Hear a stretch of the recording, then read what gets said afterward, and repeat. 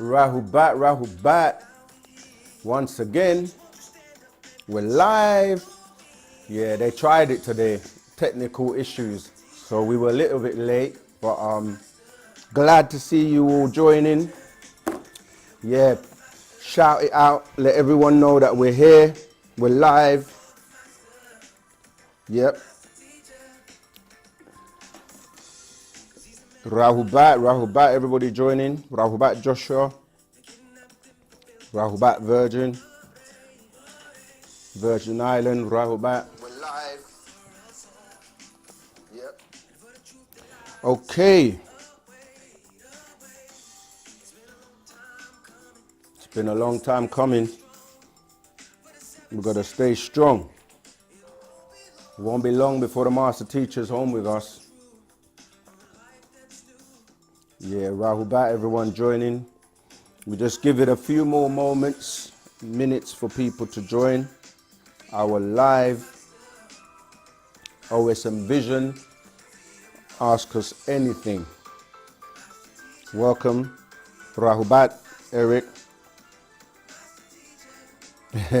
Yeah, thanks, Eric. He says, thank you for all your work clearing up a lot of the smoke about the master teacher. Looking forward to this message. These messages. Rahubat, Nat Nice, Mrs. TBJ, Kapoli, Rahubat Jabu, Rahubat DJ Customs, Rahubat Zuko Spatkin. Yep. Captain Tenno, you're welcome, Rahubat. Life is a blessing. Absolutely, Rahubat. Life is a blessing. Don't misuse it. Yeah, Rahubat, everyone joining. This is what we're talking about. Freedom for the master teacher. Rahubat Chikadi. Rahubat Richie Rich.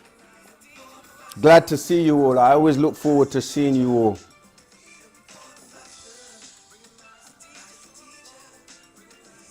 Oh, if I heard, Dr. Malachi told me to remember the Egyptian instrument. Is that him reaching out to me or just my mind? Only you will know for sure. But are you talking about the instrument, the duduk? It's very hard to pronounce for me. Rahubat Aminus Sudan, Rahubat Lovely Monet.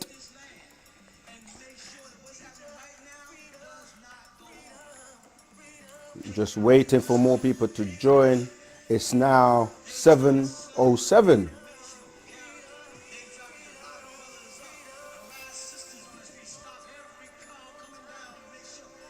Rahubat.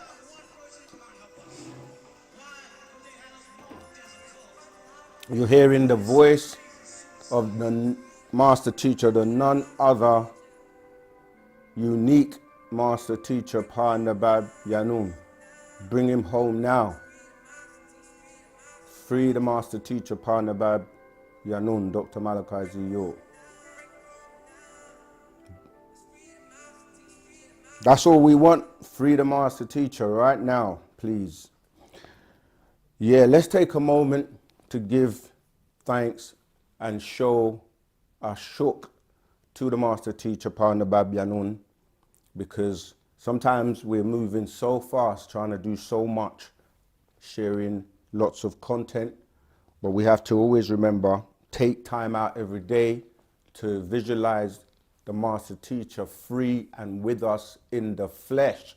So when you're doing your visualizations, your chants, keep him in mind, your meditations, keep him in mind, and visualize and seeing him with us in the flesh, okay? Remember that you can call in. The number is UK code +44, then 753 996 3882. So that's +44 753 996 3882. You can call live and ask your question. Please try and keep the questions clear, direct, succinct, so that we can get as many questions answered as possible. All right. Was there a God of Ma'at? All right, let me go back to the top because I'm in this. I'm not sure if you're new, but yeah, we tried to use the word Rahubat, which is greetings, as opposed to hello, hello, hello, because hell is low and we want to keep a high vibration. All right. Thanks for all the kind words you guys are sharing in the chat. Peace and blessings. What does it mean? This is from Capoli. What does it mean when you say someone's name out of nowhere and they text you? This is what we're saying, that we're living in the time now where those higher senses, those powers, especially if you are raising your vibration, you're going to start to access your latent powers that have been there all along but needed to be activated. So that's part of what we call telepathy, or telephone to the Pataites, or the, the Pathites. So like when you think we can use mind-to-mind communication and communicate, and then somebody will pick it up and respond via text, or they'll call you back. All right. Yeah, Rahubat DJ Customs, excellent. Yeah, thank you. Rahubat, what's your knowledge about twin flames? I mean, again, like when people say, what's your knowledge? It's like, it's so broad, but in this world, there are so many terms and phrases that people use to describe the same thing. So in our culture of Wu-Sabat, what we're talking about is really what you're calling soulmates, right? We have a part-tarak called the soulmates. And this is in relation to finding that person that completes you and resonates with you, and the two of you become one. And so, yeah, people will use terms like twin flames, but it's really about how do you go about finding, because, in relationships, people will go, especially in the Western world, they promote this thing called boyfriend and girlfriends, which we don't really subscribe to, especially for our young people, where you meet different partners and, you might have relationships that don't work out, even though you still learn and gain experience from it. Over time, it's not a good thing because you're exchanging DNA fluids, which become a part of your DNA and a part of your personalities that can affect you. So we are saying like, yeah, find your flame. But again, religion and everything always pushes fire. But when we're talking about light, the positive green light, that being that resonates on that vibration and frequency with you, so that the two of you can become one and produce offspring that are gonna be supreme beings, etc. Okay, we have a live caller, so let's get into the live call. Rahubat, where you calling from, and what's your name? What's your question, please? Rahubat, this is Kali Monk again, Hey, calling from North Rahubat. Scandal. Yeah. What is your take on the drone situation? And is this, most of it, is this CGI that we're seeing on the internet and things like that, or what's really going on? Because there's orbs and then there's drones. So, yeah, I just wanted to know your guys' take on it. Thank you very much. Tabutat. Yeah, for us, the master said to us, why do you guys act surprised when you hear of, UFOs, what they used to call them before, or UAPs? He said they've been here from the beginning of time, and they've been here, living here, coming and going. And for us, this is what's actually quite amusing to us as Sabians or Nuwapians, because the master teacher was teaching us about extraterrestrials from the get-go, because he explained that he is an illa mutajasid, or an avatar that came here by way of a craft, and where he comes from, they have many crafts, and he taught us and showed us throughout the scriptures of crafts, right? So he came by way of the comet that people as Bennett, the comet Bennett, right, in 1970. And it was called by an astrologist, Uhuru, which is, it means freedom in the Swahili language, which is a mixture of Arabic and Bantu.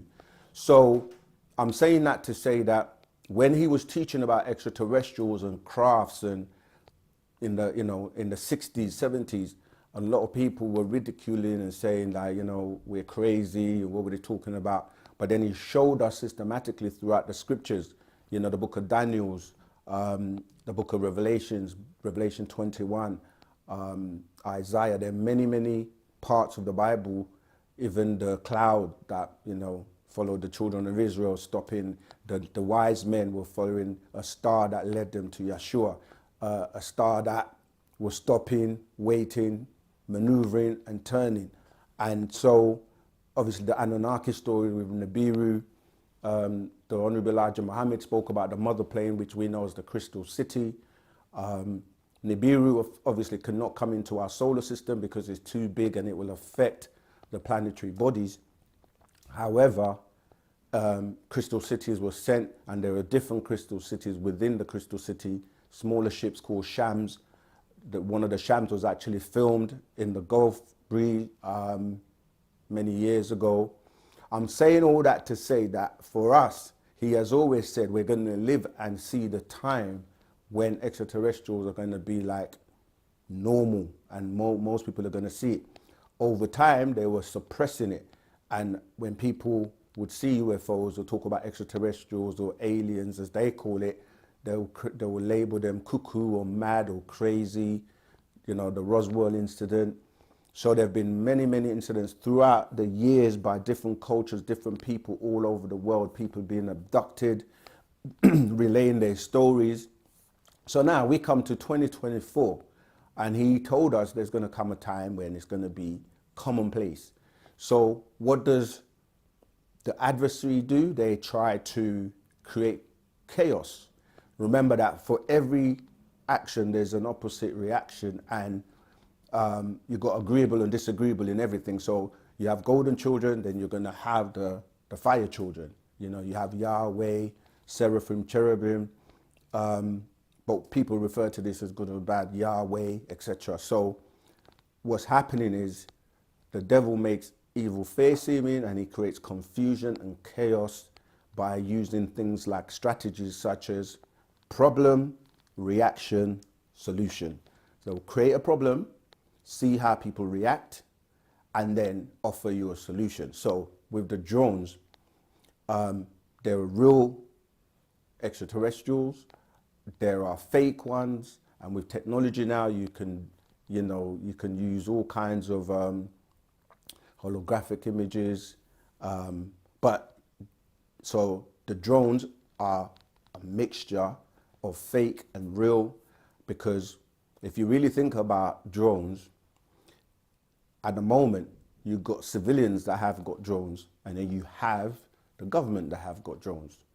And I told people to watch a Netflix series called the name just escaped me, but it will come back. Anyway, I'll remember it by the end of today, but it's a show where they're using drones because people have actually been segregated and to stay within their cities, and these drones will police and find people. But I'm saying that to say that the government, by saying that drones are dangerous and they can just attack people, there's no control over it, they pose a threat, they can then pass a law, raise funds through the public, taxation, etc., to deal with the security issue, and then they could ban civilian drones but have government drones, right? But it also ties in with the extraterrestrials that are now becoming more and more common. People are seeing them more and more. So yeah, there are agendas, and we just have to keep watching the space. We've got another call, so let me take that. If anybody can remember the series I'm trying to remember, put it in the chat. Rahubat, caller, what's your name, where you calling from, and what's your question? Rahubat, my name is Eric Rodan L. I'm calling from Atlanta, Georgia area. Tour. I was watching your video on the breakdown of the Anunnaki, and literally I saw it was very distinct. I saw one it looked like a shooting star, of course, but it was going into the Earth's atmosphere downward. And then I thought I was crazy. Then I saw it again. And a few moments, like 15 minutes later, I look into the sky, I see it again. So I thought that was weird. But my question is, so Anu is the God of the Bible and the Quran, right? But is this the same deity that we worship, or is it separate? I didn't quite understand that in your breakdown. Like, is this a disagreeable being, or Okay, mm-hmm. I got you. So again, we're explaining the whole Anunnaki story because agreeable and disagreeable is yeah, it's a thing. But what we were explaining is that in the biblical stories, these are coming, and the Quranic stories, that basically Abrahamic religions are coming from the Sumerian doctrine. And the characters and the beings that are being spoken about in the Bible are dealing with the Anunnaki and their family, you know. So most people are familiar with these two children, Enlil and Enki, because they're prominent and they were, you know, warring against each other. And the grandson of Anu, known as Murdoch, who is Enki's son, was chosen to basically kind of take control and was given a mission. And those stories have been then watered down and watered down into the Bible. And when you're reading the Bible, you're not seeing the names because you're just seeing God, God, God, God all the way through, or Allah. But you're dealing with Enki and Enlil. They had wives, they had family, brothers and sisters. And the Anu that we're talking about in the Holy Tablets, because the Holy Tablets that the Master Teacher, Panda Babylon, put out was the completion or the end of that story by way of religion, and then it expired when he started to teach us what he came to give us, which is Wu-Sabat, wu-nuwapu. And so we, as the original people, are descendants of the Natharu, Pa-Natharu, right? They were here first. They came here before anybody else came here, before the Anunnaki came here, and other beings as well, like the Hindu beings, the beings from Pleiades, etc., etc. So what we're saying is that our deities are the Pa-Natharu, and the thing is that people mix things up. So they will say words like Elohim or Netiru or Anutu, or as we say, Anunnaki, which is it's a description and describing beings coming here. But when you start to delve into the different stories and the different beings and which culture is explaining this, they will use the terms to describe beings coming here, but they don't give you the specific of which beings we're talking about. So the Anu that's in the Holy Tablets is the 9th Anu, because there are other Anus prior to that, because the title of Anu is like having the title of president or prime minister, the highest seat, you know, in that country or that government. And so Anu will be the most high. So yes, our ancestors are known as the Pa-Natharu, the overseers, who are, they have different classification, who come from Orion and from Sirius, and the master teacher is one of those beings known as Yanun. And depending on which galaxy is pronouncing his name, they might say Yanan, Yananan, Yanun, Yanin. And so he's one of those beings representing the part of the 24 elders as the 19th. And when we say he sits on the Intergalactical Federation or the Council of Nine, so our ancestors would be the Natharu, the highest of them being the Etherians.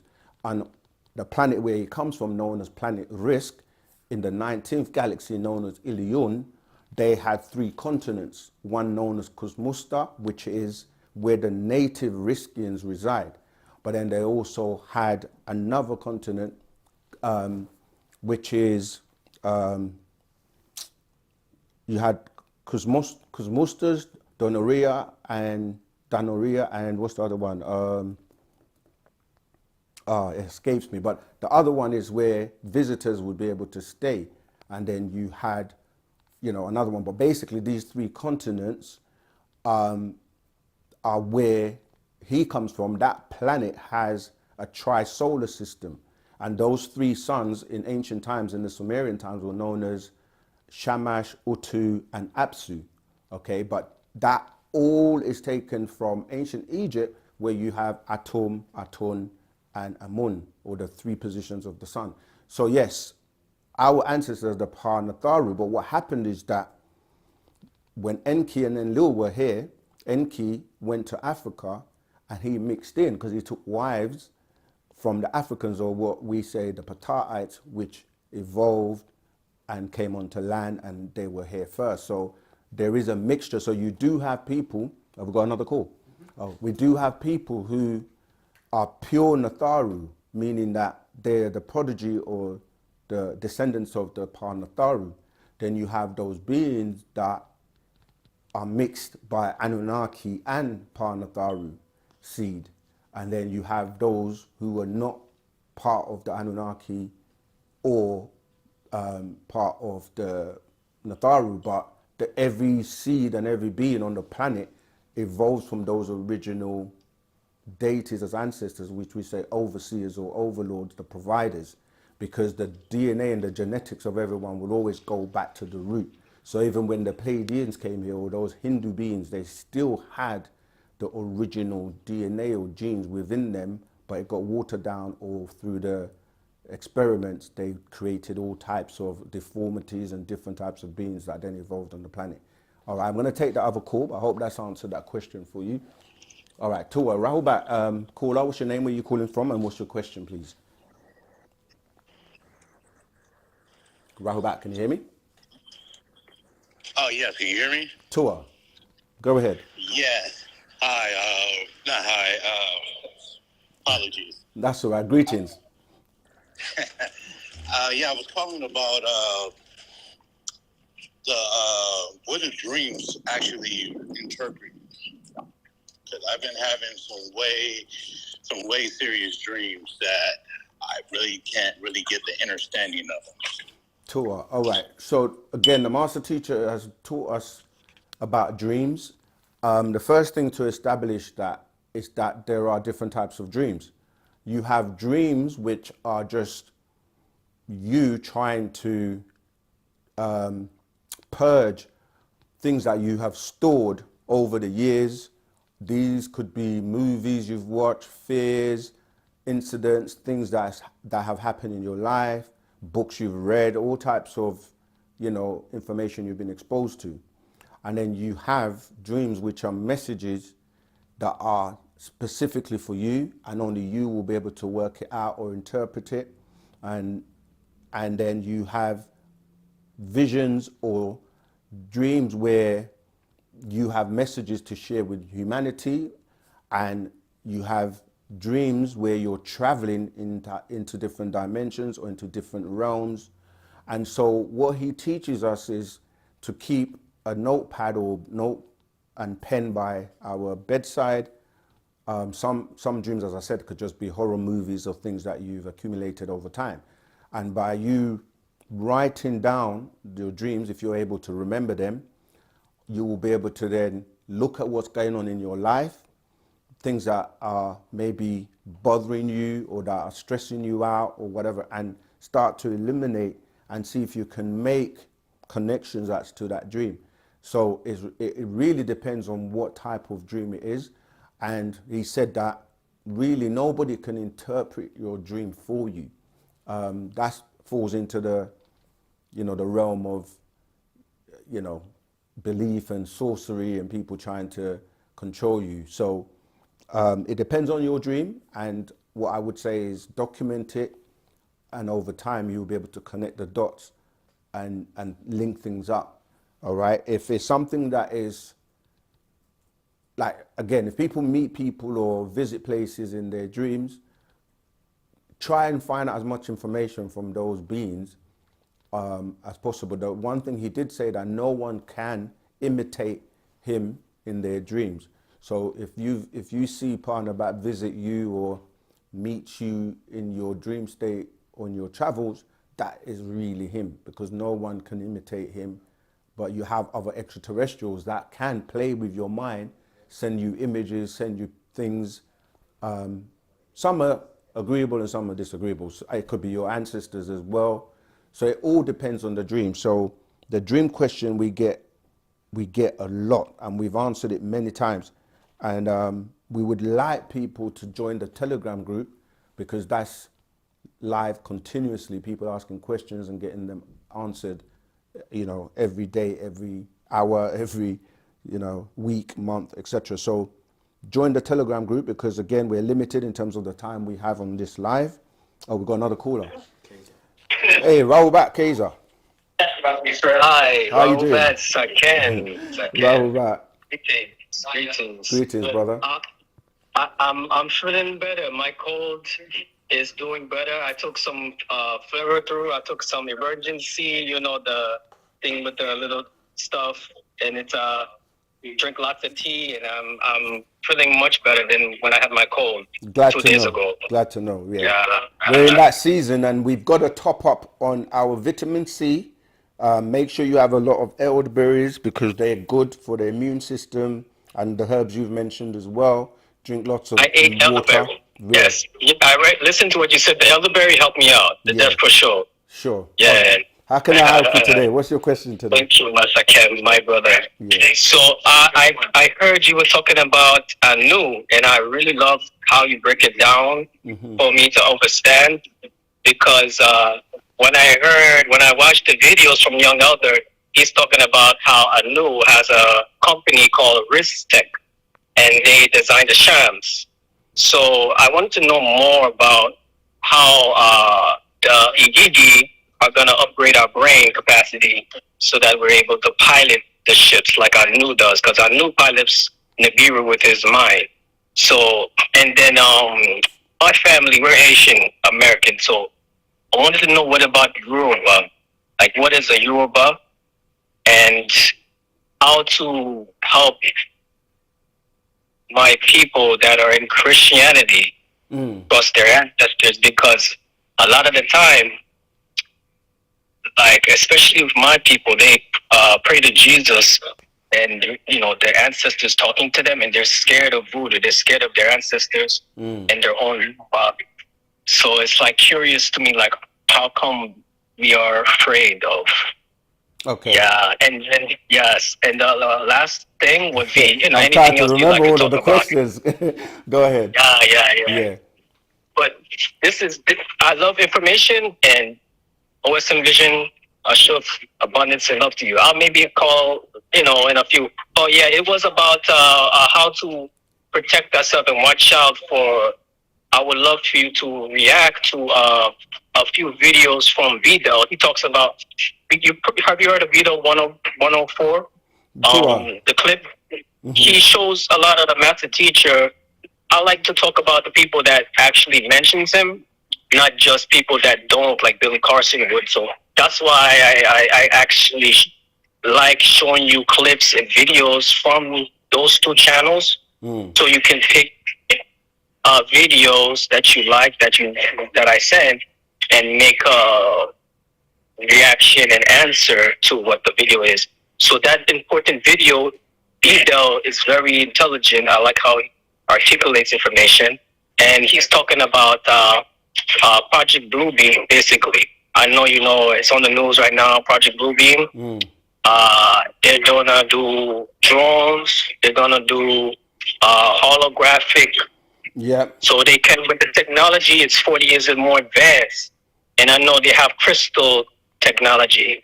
For example, a crystal, like how much data. Are you really expecting me to remember all of this before I answer the question? Crystal. A crystal. I know it's a lot. Crystals store more than a 9 million, right? Is that 9 million of data? So I want to know what are crystals and how we use crystals to manifest. A lot of people say, for example, the pink crystal and the blue ones, they attract your love, whatever, things like that. So, but about the Project Bluebeam and how to be a psychic self-defense against holograms that they're gonna try to scare us with, so that we become obedient to the 1% when we outnumber them. 1 Okay. to 10,000. Yeah. So yeah, Gosh, that's a lot to so try and remember, but I'll try my best. fire. Yeah. Let's go. Question and All answer. right. So, gosh, where do I start? The first thing is to remember that when it comes to, I'm kind of going to work backwards if I can. When it comes to crystals and technology, the master teacher as Parnabab and the Riskians, they're like more than 100,000 years advance ahead of us in knowledge and technology. So when you hear the master teacher saying things like he has 76 trillion years of knowledge, this is when you start to look at crystals and what they've got today called a quantum computers, or using like, chips now, where they're discovering that they can store so much information using melanin. It starts to show you how our melanin, the value of melanin, and people that know this are tapping into this, right? So I'm just saying that in terms of the technology and things like holographic computers, the master teacher exposed and broke this down from the 60s, 70s, 80s, 90s in the Man from Planet Risk book, in the Dr. York versus the Computer book. And so when he's saying about how will you be upgraded, first of all, you have to make it first. The master teacher is the person that has the book of life, where the names are recorded for those people that are going to be worthy to be upgraded. And he told us about the corrections that we needed to make. And you can read the Master's Secret, that I think is Master's Secret number 3, that goes into, these corrections that we're supposed to have and the things we're supposed to master. So if you are worthy, they will replace your barothry gland, which gives you access to your 4 higher senses and the ability to utilize and use more of your brain. They show you this in movies like Lucy and Inception and so forth. So in terms of you being worthy, you have to first of all apply Wu-Sabat. Wu-Sabat is the doctrine that will transform you inside out, that will make you raise yourself to a point where you can receive your crown, the golden crown. And when we wear these tarbushes, not fezzes, because that fez, that ties into the Moors from, Morocco and the whole Moorish thing. But the tarbushes, they have a circle, as you can see, the one at the bottom and you have the one at the top. These represent 360 degrees of physical information and 360 degrees of what people term spiritual information, or the seen and the unseen world, which is building you up to becoming a 720 degree being when you add the 360 plus 360, which is contained within the 2 circles, right? So it's all about accumulating this right knowledge, the right wisdom, and the right understanding, which will lead you to sound right reasoning. So it's all about your dome, because your dome also represents the universe, and you as a being represent your replica of the universe, and your dome represents those constellations. When you start to study how your synapses work in terms of the neurons and how they send information, and these neurons exploding and creating heat that is giving you the knowledge. I'm saying that to say that studying Wu-Sabat and having the knowledge, not just studying it and having the knowledge, but applying it by way of Parnabab instructions and guidance, being that elder that is keeping the name. So when you go back to talking about like crafts like Nibiru, which, as I said, they're so much bigger than the planet Earth that Nibiru can't come into our solar system. But there is a crystal city that has been stationary above our planet, hidden, and other crystal cities or smaller shams are coming out of that one. And so I'm saying the crystal city is made up of crystals, different crystals. And you can read all of this in the book of Revelation 21. And the different crystals, they have so much ability and power. And because at the end of the day, you're dealing with vibrations, the colors vibrate. So when the master teacher's comet came, what they called a comet, it came as a green light. and no comet moves or has that color. If you study comets, they don't have green lights. So I'm saying that to say that when you're dealing with a being that has this amount of knowledge, there's nothing that's impossible. He explained to us that they can stop time and operate on you and insert the barythry gland through the submental, which is the chin. Sub, because it's under, because it's not going to be reinserted the way it was initially. You know, sub as in submarine, submental, and that which submental means that which reacts with the mental, and this will give you back your abilities. When it comes to things that you've mentioned, like the young elders teaching,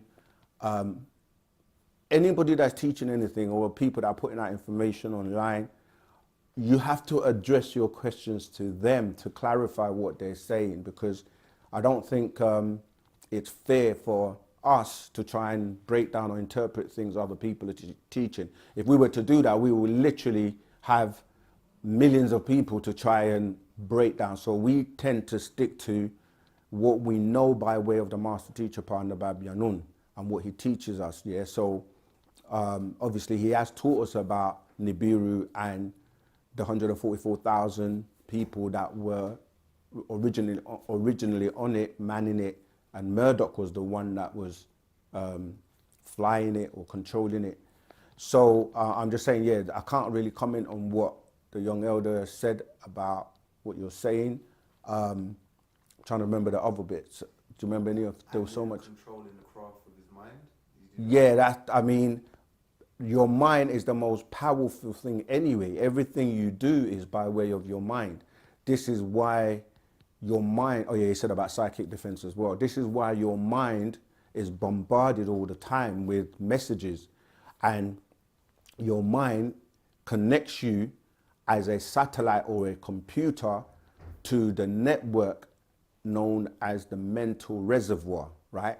The mental reservoir is a reservoir of thoughts from where we tap it into as a satellite. When I say satellite, like these smartphones, this is what you would call a, trying to think of another word for it. Like when you have a computer system, you have yours, which is like your desktop or yours, but then it's connected to a wider network where you can connect to servers and pull information. But we're living in an age where we're using wireless networks, and now we're using, you know, Bitcoin, and we're using the blockchain and things like that. So the blockchain is based around how your mind is, or your brain, in terms of, if you imagine how many neurons you have, and each neuron can contain the entire information of the brain. So it's replicated so many times that you can't really destroy the information, like how every node, that's the word I was trying to remember, every node that's on the network has it replicates the entire network. So this is why the blockchain is so secure and is able to continuously grow, and is very secure because it's hard to decipher. But anyway, so yeah, your mind is the most powerful thing you have. So thoughts are sent to you, you connect and pick up thoughts. Some thoughts are not your own. You also have your ancestors, the personalities within you, and each one of their 30 or less personalities, or 29 or less, because you have to subtract yourself. And so, yes, your mind is very, very powerful. Even when you look at the X-Men, the most powerful being is the one that uses his mind. And if you think about it, if you were in a confrontation with somebody and they had guns and weapons and whatever, and all you had to do, if they were about to shoot you, is use your mind and tell them to change their mind.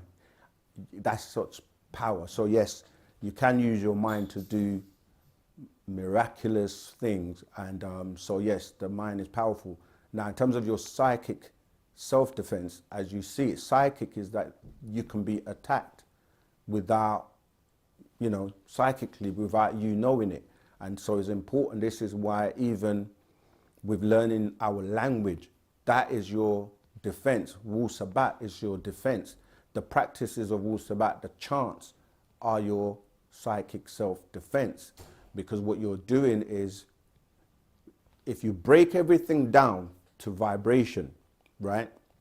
Whatever it is, people, places, things, thoughts, food, if you break everything down or simplify it to a vibration, that means that you either have positive or negative vibrations, and you can allow those vibrations that are low to pull you down, and you can allow the ones that are high to pull you up. Because when your mind is sound and is operating at a particular vibration, which is it's a fast vibration, you're able to calculate and process information much, much quicker than if you are dealing with low vibration and you're dealing with those lower emotions, energy in motion that pull you down. You see, so it's important to always maintain a high vibration and a high frequency. So yeah, your psychic defense is about putting into practice Wu-Sabat every day and applying it, not just becoming a book junkie where you're just accumulating information in haste and not taking time to digest and apply what you're learning. Because the master says you show that by way of your actions and not lip service and the words that have ing at the end of them. I'm going to do it, you know, just do it. It's done. You know, some advertisers have stole that. Just do it. Just do it. That's the only way. I have a nice donation. We want to share our love to Miss Chief NZ. Not a question, just a shook. Wu-Sabat is changing my life. Oh man, I felt that. That's good. That's what we want to hear. When we hear people say that, and the master teacher loves to hear how Wu-Sabat is having an impact in the world. So yeah, thank you so much for sharing that. And you can write that in the comments and join the Telegram group and also make that comment. This is what, you know, we call a testimonial, right? Which is real life. And Wu-Sabat will change your life because it's alive and it's real. And the more steps you take towards it, the more it will take towards you. We have another caller, Rahubat. Can you tell me your name, where you're calling from? Rahubat second. Yeah, Rahubat. This is Jerry Jamal. Sorry, I was just sipping a drink. Rahubat, go ahead. What's your question? How are you doing today? Yes, I'm doing great. So maybe it's noise in the background. We have some rains here. Oh, okay. Yeah. So we can hear you so though. my question, I was reading a scroll on Man from Planet Risk. Okay. And then there's this part which caught my attention, which I needed. Maybe you can provide more information. Where the master teacher was asked what his purpose was. Do you have do you know what page number? Because I just happen to have it in front of me. So, what page? I've forgotten the page number, but it should be one of the early pages. It should be page 20 something. Okay, but go ahead whilst I'll see if I can find it. Yeah. Yeah. So the master teacher was asked what his purpose was, and he answers, "My purpose is to raise you and prepare you for the now." Then it goes on to say, Tammuz, who was once disagreeable, is now agreeable, who will come and get those 144,000. Then after 1,000 years, they'll come back and save the planet. So, like, my questions were, maybe if you could just give more information about that. Okay, cool. The saving of the planet, is it saving it from the disagreeable, saving it from, like, maybe you can just give some details about that. Sure. All right. One of the things that we have to emphasize is that the information that the master teacher was putting out prior to the year 2000, it's not the hereafter doctrine, right? When we say the hereafter doctrine, so a lot of people that didn't follow him through from books like The Man from Planet Risk and many other books that he put out prior to the year 2000 are stuck a little bit in the old information. So where things have been updated and upgraded, you can get kind of left behind. But yes, it's still relevant It's just that things have now been clarified and cleared up in terms of what he's teaching. So the mission has always been to raise beings. So again, when we say the 144,000, it's symbolic, it's a number, it's literal. And so his whole job is to prepare and raise us back to supreme beings, that we become the teachers. Yeah, it's ironic because this is what's happening now. Those students that have been walking with him, because many people said they will follow the Lamb wherever he goes, and he has taught us, and the year 2000 represented the end of that 6,000 year cycle, and a new cycle began. And that 6,000 year cycle was the end of the moon cycle, because you had 4 cycles of 6,000 years which complete, and then a new cycle begins, where they say the 7th day, right? When you're looking at it from the symbolic kind of aspect, where the 6th day, so they say to you, you know, God created the world, and then on the 6th day, or the 7th day, he rested. And but in terms of the cycles, after the 24,000 years, a new cycle begins, and this is what we're in, and that's the 1,000 years where these supreme beings that we are the new master teachers, that the master teachers raising to teach the new doctrine and the new world. When you use a word like the Lamb is a symbolic title of someone who is humble, right? Because the master teacher was referred to as the Lamb. And you have the Lamb and you have the lion, right? The lion deals with the new age that's coming in, known as the Aquarius, because when you start to look at the way these cycles take place, when you're moving into what they're calling into Leo, to, you know, like I was saying about going to Aquarius, it's using the Sphinx as the lion, because the Sphinx in Egypt represented that, you know, when you're looking at the let's say the hands of a clock that's moving, but you're dealing with an intergalactical cycle.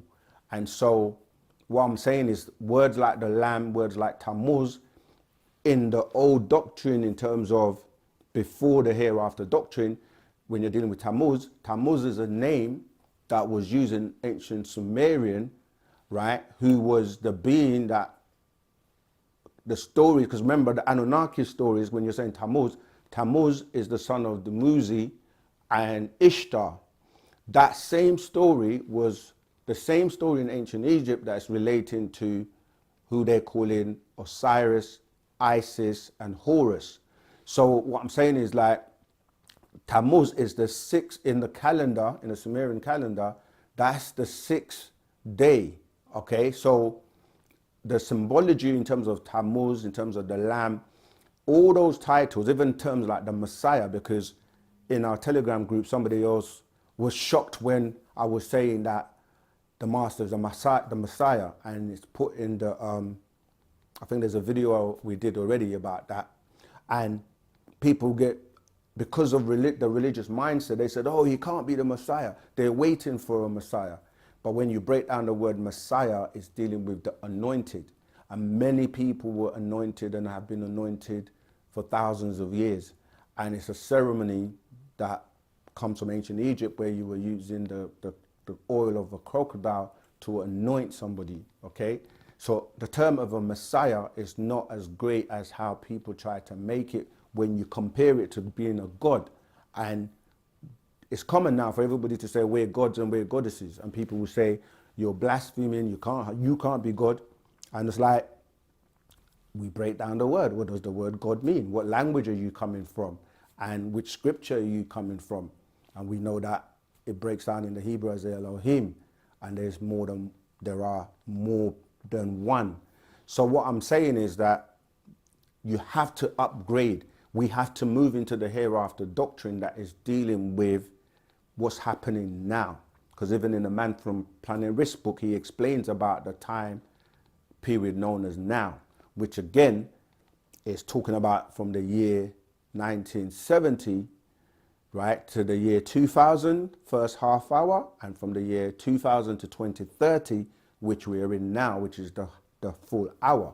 So now is that time period, but there are cycles within cycles within cycle, because you can also look at the cycle from 1973 or even 1943 because of the Philadelphia experiment, because that's also spoken about in the Man from Planet Risk book, the Philadelphia experiment, which at the time they were trying to carry out this experiment of teleportation. You know, they had the USS Aldridge, which is a ship in Virginia, and they were trying to make it disappear and appear. And, you know, the whole movie is out, called the Philadelphia experiment. But the point is that the scientists at the time, Nikola Tesla being one of them, who's a Venerian, by the way, because he was the first person to have radio communication to Venus and beings from Venus. This is why he was so smart, because he was actually in contact with these Venusians, which he was one himself. But he was the one that was in charge of that experiment, and he knew that they didn't have the technology at the time to be able to carry out this experiment. And he tried to warn Van Neumann and these other scientists that they shouldn't carry it ahead and to wait, but they didn't. So he's kind of sabotaged the testing, and because the reason is they didn't have enough technology power to create the computers to align the zero time reference, because that's key in terms of when you're doing teleportation. So you may have seen Star Trek back in the day on TV, where in order to teleport you from one place to another, they have to lock in your zero time reference to be able to break you down into your molecular structure, digitize that, and transport you to, because you have the coordinates of where you want to go, and then reassemble you based on your information being put back together. If you get the calculations wrong, then what happened in the Philadelphia experiment is that people were merging with the ship and the metals, and, you know, lives were lost. So they didn't have that technology, so they needed 3 years to build that computer, and it threw off time. And this is why the vortexes started to open every 10 years after that 1943 Philadelphia experiment. So 1953, 63, 73, etc., 2003, and obviously we were 2013, and so on, right? So, wow, we've got quite a few donations coming in. So I hope I answered the question. The thing about questions you guys ask, they bring out information from us. So when we're asking questions to do with the hereafter doctrine, we give that. But when people ask information to do with the information prior to that, we give that also. But really, we need to catch up, we need to study and come up to date. But I hope that's answered that question for you. So he's preparing those beings now, and those beings become the new teachers, the new master teachers, to carry out and teach. Oh yeah, you were asking about saving the planet. Yes, the planet was on a path to destruction by the disagreeable beings, and it's still possible. This is why we have to raise our vibration and raise the consciousness of humanity to change the negativity on the planet, so we can help to save the planet. And so it's not just about just accumulating knowledge and reading books, because you may be given back your barothry gland, which gives you your full abilities. And the more power you have, great power comes with great responsibility. And so that's what you are. You're being turned into a supreme being. And it's important to take this seriously, be studious, study, and apply Wu-Sabat, all right? Okay, let me just give some love to Ayaye Moses. Thank you for your donation. Much appreciate, love that. In some of the scrolls, the elders pose with the pinky finger out. What is the significance of that pose? Right, yeah, so that pose is when they do that. The significance of the pose, if you see where the finger is just pointing to a particular seat, or what people will call a chakra, but it's dealing with the heart seat, because it's dealing with ashuk, which is dealing with love.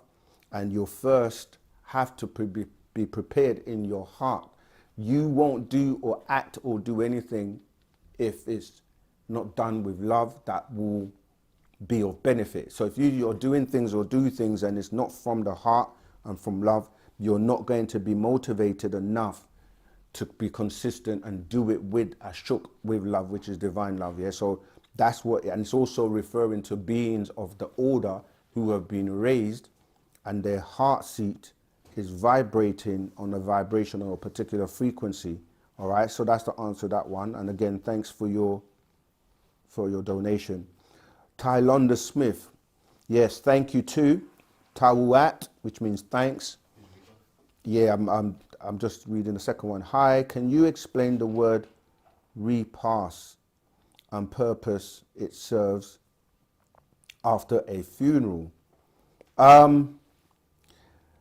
I don't know what it serves. Well, actually, I kind of do after a funeral, but repass is dealing with, if you break down words, again, this is something that we teach a lot in Wu-Sabat. You have to break down words. So re means to do again.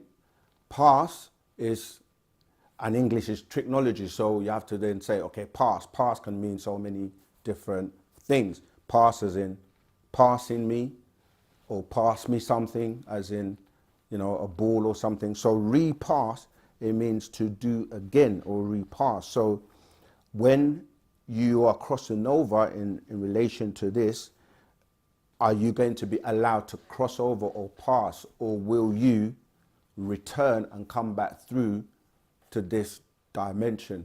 And so it's all about, this is why we're teaching Wu-Sabat, because you have to know where you're going in the afterlife. You have to prepare yourself and know where you're going, so that when you're crossing over, this is why we don't say that you die. We know that energy cannot be destroyed, and we know that you're here to learn and to study and to master the lower vibrational planes, the three-dimensional plane, the material plane, the physical plane. You have to be able to master it to the point where you're not the physical material things are not binding you here, because your physical is bound here, but your spirit, your soul, if you are raising your vibration when you cross over, you will be able to repass or be accepted into the other realms. And so the religions and the low vibrational stuff, the attachment to material things, cars, money, houses, lust, all those things are low vibration that pull you down and hold you here. So if you want to transcend and go further, then you need to be able to, to be able to repass, because you hear the term even in certain brotherhoods, pass or repass. So will you be allowed to pass or repass? All right. I've lost, let me go back. So yeah, that's King. I've lost the chat. If you, okay, oh yeah, I got it. I think so. Yeah, I got it. All right. So that was for you. I got it. Cool. And then we've got Debbie as well. Debbie Coombs. Appreciate love. Did you see the one before that? Yeah, I done that one already. Yep. All right. So let's go back to the questions. So, oh wait, Allington. I didn't see that one. Okay, Tawahat, thanks for your donation. Okay, right, let's go back to the questions before we get another call. So yeah, remember, this is serious, this is no joke, this is reality, this is as real as it gets. If I can find, King, do you have that wise man scroll? It might be... No, I left it. Was it there? Ah. Okay, no worries. There was something I wanted to read. And what I wanted to read from there is basically the master teacher telling you that he's the one that has come to do this job. You're not going to get this from anywhere else, whether you accept it or don't accept it, whether you do what he says or not do it. This is why we keep telling people that, you know, we're not a religion, we're not religious, we're here to uplift and raise the consciousness of society. I took a picture of every page. Is it?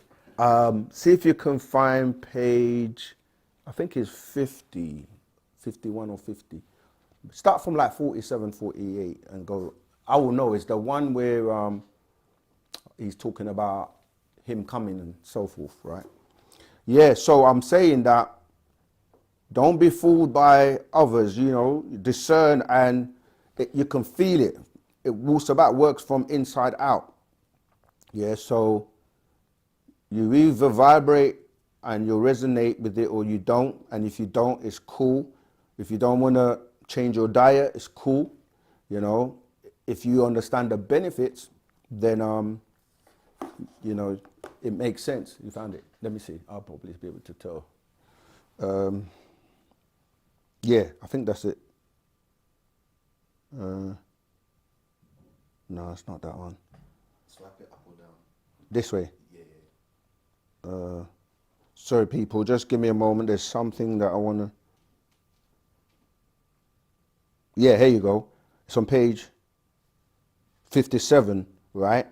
It says, it's the one that's got the picture of Malachi Zadok or Melchizedek. It says, as it says in Malachi 4:2, the Son of Righteousness, I am the warner and the reformer of this day and time, to set facts straight.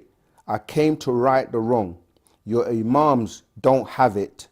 Your sheikhs don't have it. Your reverends don't have it. The so-called Jews don't have it. The Sunnis in America don't have it. The Baha'i don't have it. The Ahmadiyya don't have it. I am the only one who has the knowledge to liberate you, it says Nubians, but Sabians, Nuwapians, from the clutches of the malevolent one, and dispel all his lies and remove the spell of Kingu, the spell of sleep, Leviathan, right? He says, I am the only one. So we're not saying that to be egotistical or anything. It's just that whoever is the most qualified that has been assigned to do a job, they're the ones that are going to do that job. You know, it's like someone gets elected or put in a position to do a job, it's their job. Others can try, they can assist, they can fake it, but the real deal is the real deal, you know? So yeah, let me keep going with some of these questions. Yeah, there's a lot of work to do. People that keep thanking us, we need people to join in, do the work, help, subscribe, share the videos, join the Telegram group, start communities, study groups, go into the bookstores, help in any way you can, become a part of it.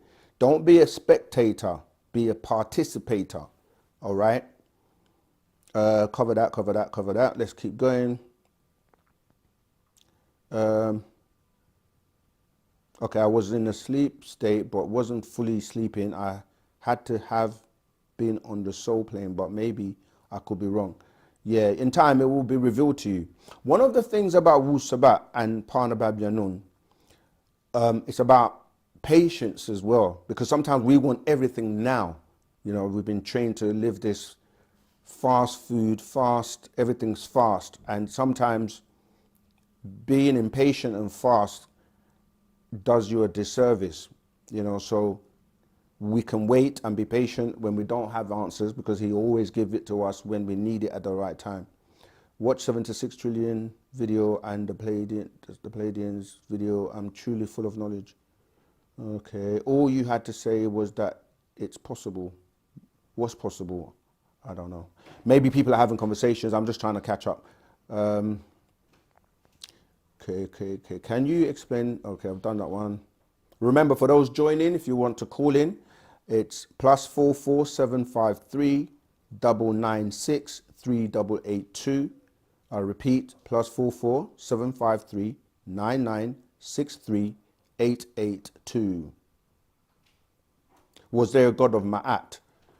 Yeah, depends on, yes, simple answer, but you have to break down what a god is. But yeah, Ma'at is an ancient Egyptian deity. Hey, Rahul back, Jamel. Hey, how's it going, man? Good. Good to hear from you. How are you doing today? What's your question? I'm feeling well, and thank you for asking. And my question is, I had a conversation with a Hebrew Israelite the other day, Yeah. and of course, my a brief of my background is that I believe in the ancient Egyptian religion. Yeah. So I got it. and we had a very interesting conversation. I really wanted to see your input or thoughts on it. Okay. And the question was that that Moses was talking to Ramesses, and Moses left the land of Egypt, and Ramesses chased after him and got right in the Red Sea. And I was telling him that Ramesses, you can find his body. It's not washed away in the Red Sea. And he said, "Oh no, well, you also have other Ramesses, like Pearl Ramesses and Ramesses the second, the third, the fourth, and all the other stuff. He don't necessarily know it's Ramesses, but he know that it could be one of those guys." And I pretty much refuted and said, all bodies of Ramesses from 1 for the first to the 12th, all could be found. So I want your advice on this, or see what your input, because his input was that that everybody, all the Ramesses that's in Egypt, the bodies cannot be found. And I'm thinking, or said to him, that they all could be found. So I wanted to know your input on that. Contact. Yeah. Again, I always have to emphasize this. These are the types of things that keep pulling us back into the realms of religion and beliefs. And the master teacher, I'm just going to show people some scrolls. Not that you can probably get hold of these now, but this is 360 questions to ask a Hebrew Israelite, okay? Because when we deal with this whole religion stuff in terms of the Hebrews, and this is 360 questions to ask the Israeli church. And the master put these books out a very long time ago. 360 questions to ask a Christian. And I'll also, this one is a classic, 360 questions to ask the Orthodox Sunni Muslims. And he did that after he had completed answering every question put to him regarding religion and these three monotheistic religions, because he knew that we had to move on from them, and the religious mind state keeps you arguing and fighting about the characters and the people in these monotheistic religions. And when you're saying names of people in the books, some of these people don't even exist because they plagiarize stories from ancient Egyptian stories. So like you say, Moses that they speak about, that received the 5 books, Genesis, Exodus, Deuteronomy, Numbers, and Leviticus, they've never found. They've never provided any evidence of him existing. They've never provided or found any evidence or bones of Jesus, of Solomon, of Gabriel.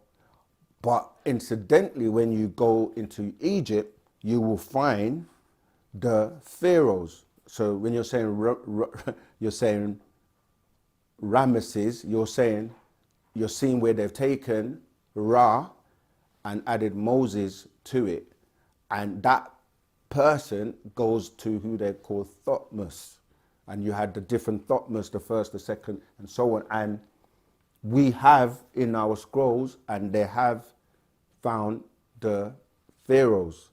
Even when you're saying Thutmose, he was a student of Tahuti, and you hear the phonetics Tahutimus or Thutmose. He was a student of Tahuti, and we know Tahuti was the scribe in ancient Egypt, depicted on all the walls with the beak, and that beak is a symbol of the quill that he used to write, and you see him always writing and recording information all the way to the emerald tablets and so on and so forth. So I'm just saying that to say that there's no point in 2024 arguing or debating or trying to prove the Bible or the Quran and all of that, because we need to give them back. I mean, we study them so we can help answer people's questions and people that are still stuck in them, but really we don't have time for that. We need to move on to Wu-Sabat, because Wu-Sabat deals with the hereafter doctrine, the actual facts, deals with evidence, reason and experience and evidence. You have to find and prove what you're talking about. But I hope that's answered. I got another call, so let me move on. Yeah, Rahubat Zamal or Zamal Tat, what's your name, where you're calling from, and what's your question? Hi, Rahubat. My name is Femi. I'm calling from Toronto, Canada. Rahubat. And I have two questions, and they're actually both related, and it's in regards to Dr. Malachi Ziyok. Sure. Just because I have been doing like some personal research, like your advice to like do research on like his cases. Sure. And have been also looking into his cases. I did find a YouTube channel of someone called Chase Morgan that pretty much goes into details about his case. Yeah. So my first question would be, most times when you talk about Malachi Ziyok and most of his teachings, I do the teachings do resonate with me a lot, and I was very happy when I found this channel. Yeah. But when you talk about like certain things like the planet risk and things like that, like I'm just trying to understand like what scientific evidence do we have of like these teachings? Because I know I've been watching you from the very beginning, and I know you don't believe. You always, you decide based on what you know. So I'm just trying to understand like what scientific evidence you have. That's my first question. And my second question is just going back, because I'm a little bit younger, going back and looking at old videos of Dr. Malachi York. I noticed it's kind of like similar to Islam. So I'm just trying to understand, is Wu-Sabat like kind of like similar to like Islam in terms of like worship and stuff like that? Thank you very much. Okay, no problem. So what you would know or should know if you didn't find out is that Morgan claimed to be, well, he doesn't claim because we have pictures of him being in the community and also being, back then when he was studying under, the master teacher. You have many people who, since the lies and the false allegations and his incarceration, that kind of ran away or turned their backs, or they just thought, oh, you're not real no more, or whatever they were following all these years. But what he knew was that many people would be, what's the word? It's like shaken when he was like, when the adversaries decide and say he's not real or whatever, we quickly as Negroids, we kind of like not support or stick with our own. But to answer the question, basically that when he was teaching, the information that he's been teaching about planet risk from the get-go till now has been consistent, and at the time it was too advanced where people didn't accept or know about extraterrestrials. People didn't know or accept tri-solar systems. People didn't know about, things that, the technology that, when it comes to like medical things, like the 3-parent births. They didn't have telescopes like the James Webb telescope, or didn't have, the Hubble telescope back then when he was teaching. So a lot of the information that he put in the books is still consistent, and over time, things started to be revealed, like tri-solar system, where he was explaining that his, where his planet, where it comes from, planet risk, has a tri-solar system. But of course, we're not asking anybody to believe anything that they can't substantiate for themselves. So yes, you don't have to accept or believe something you haven't been able to confirm for yourself. But with us, if somebody has given you information that is consistent and proven everybody else on the planet wrong by presenting the facts, dismantling everyone else's beliefs not based on facts, if you have, let's say, 95% of that accurate information and it's true and it resonates with you, The 5% that you can't verify, you just have to wait. So we're not asking anybody to believe, but for those of us who have been following and been studious enough to be a diligent inquirer, we have got to a stage where we know and can feel. Remember, he's raising us and developing us to a point where you know things without anybody having to tell you. There's things like intuition, psychometry, we keep saying it all the time, that you develop. So you will know for yourself because it's dealing with your DNA, whether something is true or not. And when we flip the script and ask everybody, how do you know any information that you're being taught from anybody else anyway? How do you know what NASA is telling you is true, or whoever is telling you? You agree and go by way of what they're saying. And you're not able to go and check certain things out for yourself, but you accept it. You know, so people accept things that are so easily proven wrong. People accept heaven, they accept angels, they accept God, and they accept Allah, and they accept things that when you start to probe and question them on what they believe and accept, it falls short. So do the same thing. So yes, to answer the question, he has written a book called Risk and Illusion, the small tiny scroll. And when somebody tells the truth consistently, this is the final point because I've got someone else waiting. When somebody tells the truth consistently for over 50 years, for every single book that he has ever published, and it all aligns, it's hard to dispute, because when you tell a lie, every time you tell it again, it changes, you know. So I would say to you, keep studying, keep researching, accept the things that you can confirm, and the ones you can't, you wait and have patience. But I've got another caller, so let me jump on that. Hey, Rahul Bat, what's your name, where you calling from, and what's your question? Rahul Bat, brother. It's Eric again. I had a question. Oh, I'm from Atlanta, Georgia. Yeah, Rahul. Now, I had a question about the Moorish Science Temple of America. And I know we say that religion is relying on jinn, so I'm just curious on your views on the Moorish Science Temple. They claim that the Circle 7 is the seventh seal of revelation. But given it's also a religion, is this something that I should follow? Again, when I first opened the Holy Tablets, Dr. York referenced the Moorish Science Temple and Drew Ali. He's even in the Holy Tablets. Now it's at the point where Wu-Sabat teaches one thing and the Moors teach something else. Okay, I got you. Right, so this is what you're referring to, right? The Holy Quran Circle 7. Again, to answer your question, follow Wu-Sabat, come over to Wu-Sabat, because we recognize these people like Noble Drew Ali, but the reality is that all of them, whether it's the Honorable Elijah Muhammad or Noble Drew Ali, who's this person here, right?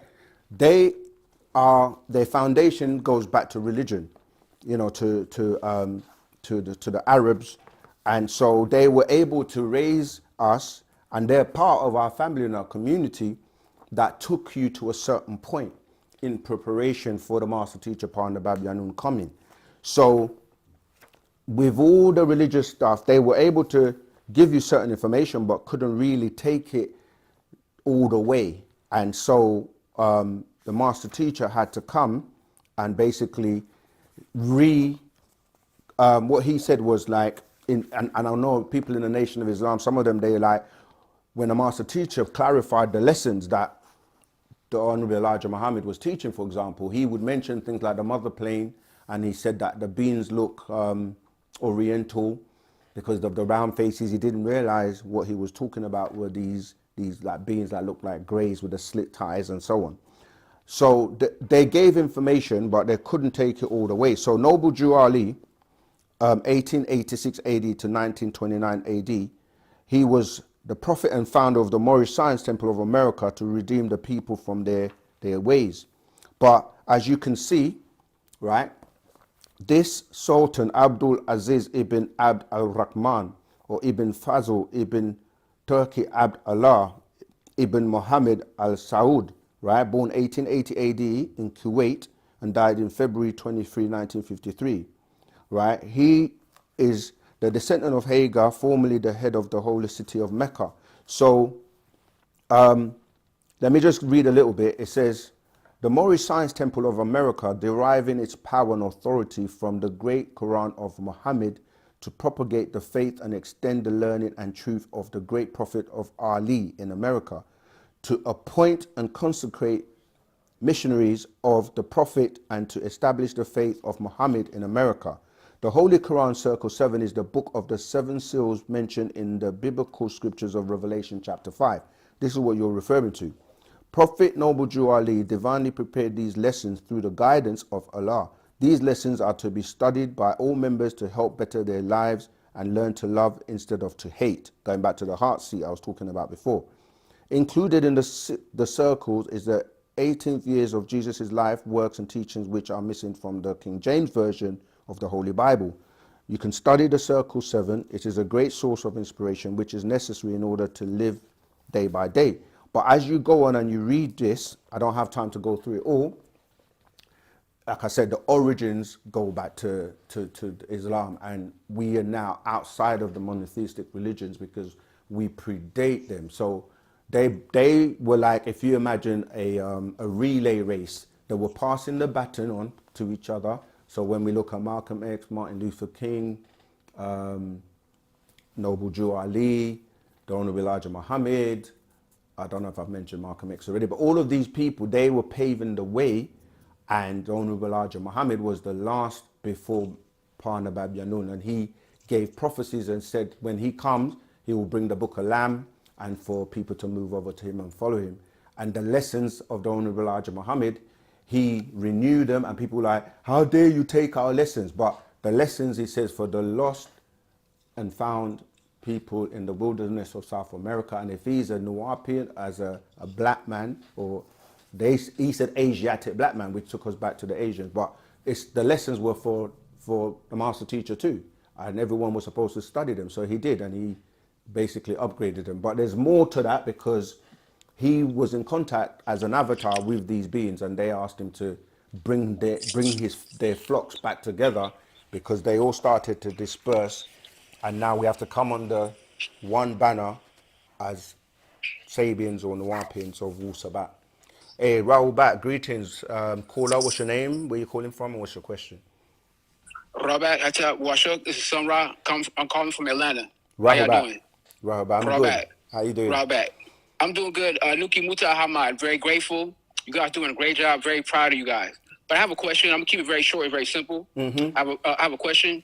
My main focus is raising my consciousness and unlocking DNA. I was watching a video last night about a technique where you can synchronize both hemispheres of your brain by this Mukasu named Monroe. So I was wondering, what does the master teacher teach about how to synchronize both hemispheres of your brain?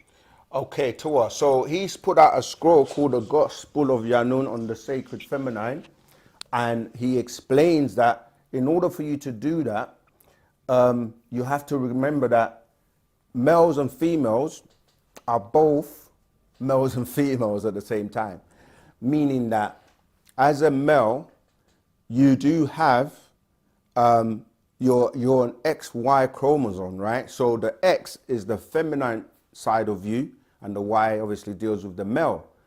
And that even though you do have XY, and the female, even though she's XX, because remember that the Y is a defective X anyway to become a Y.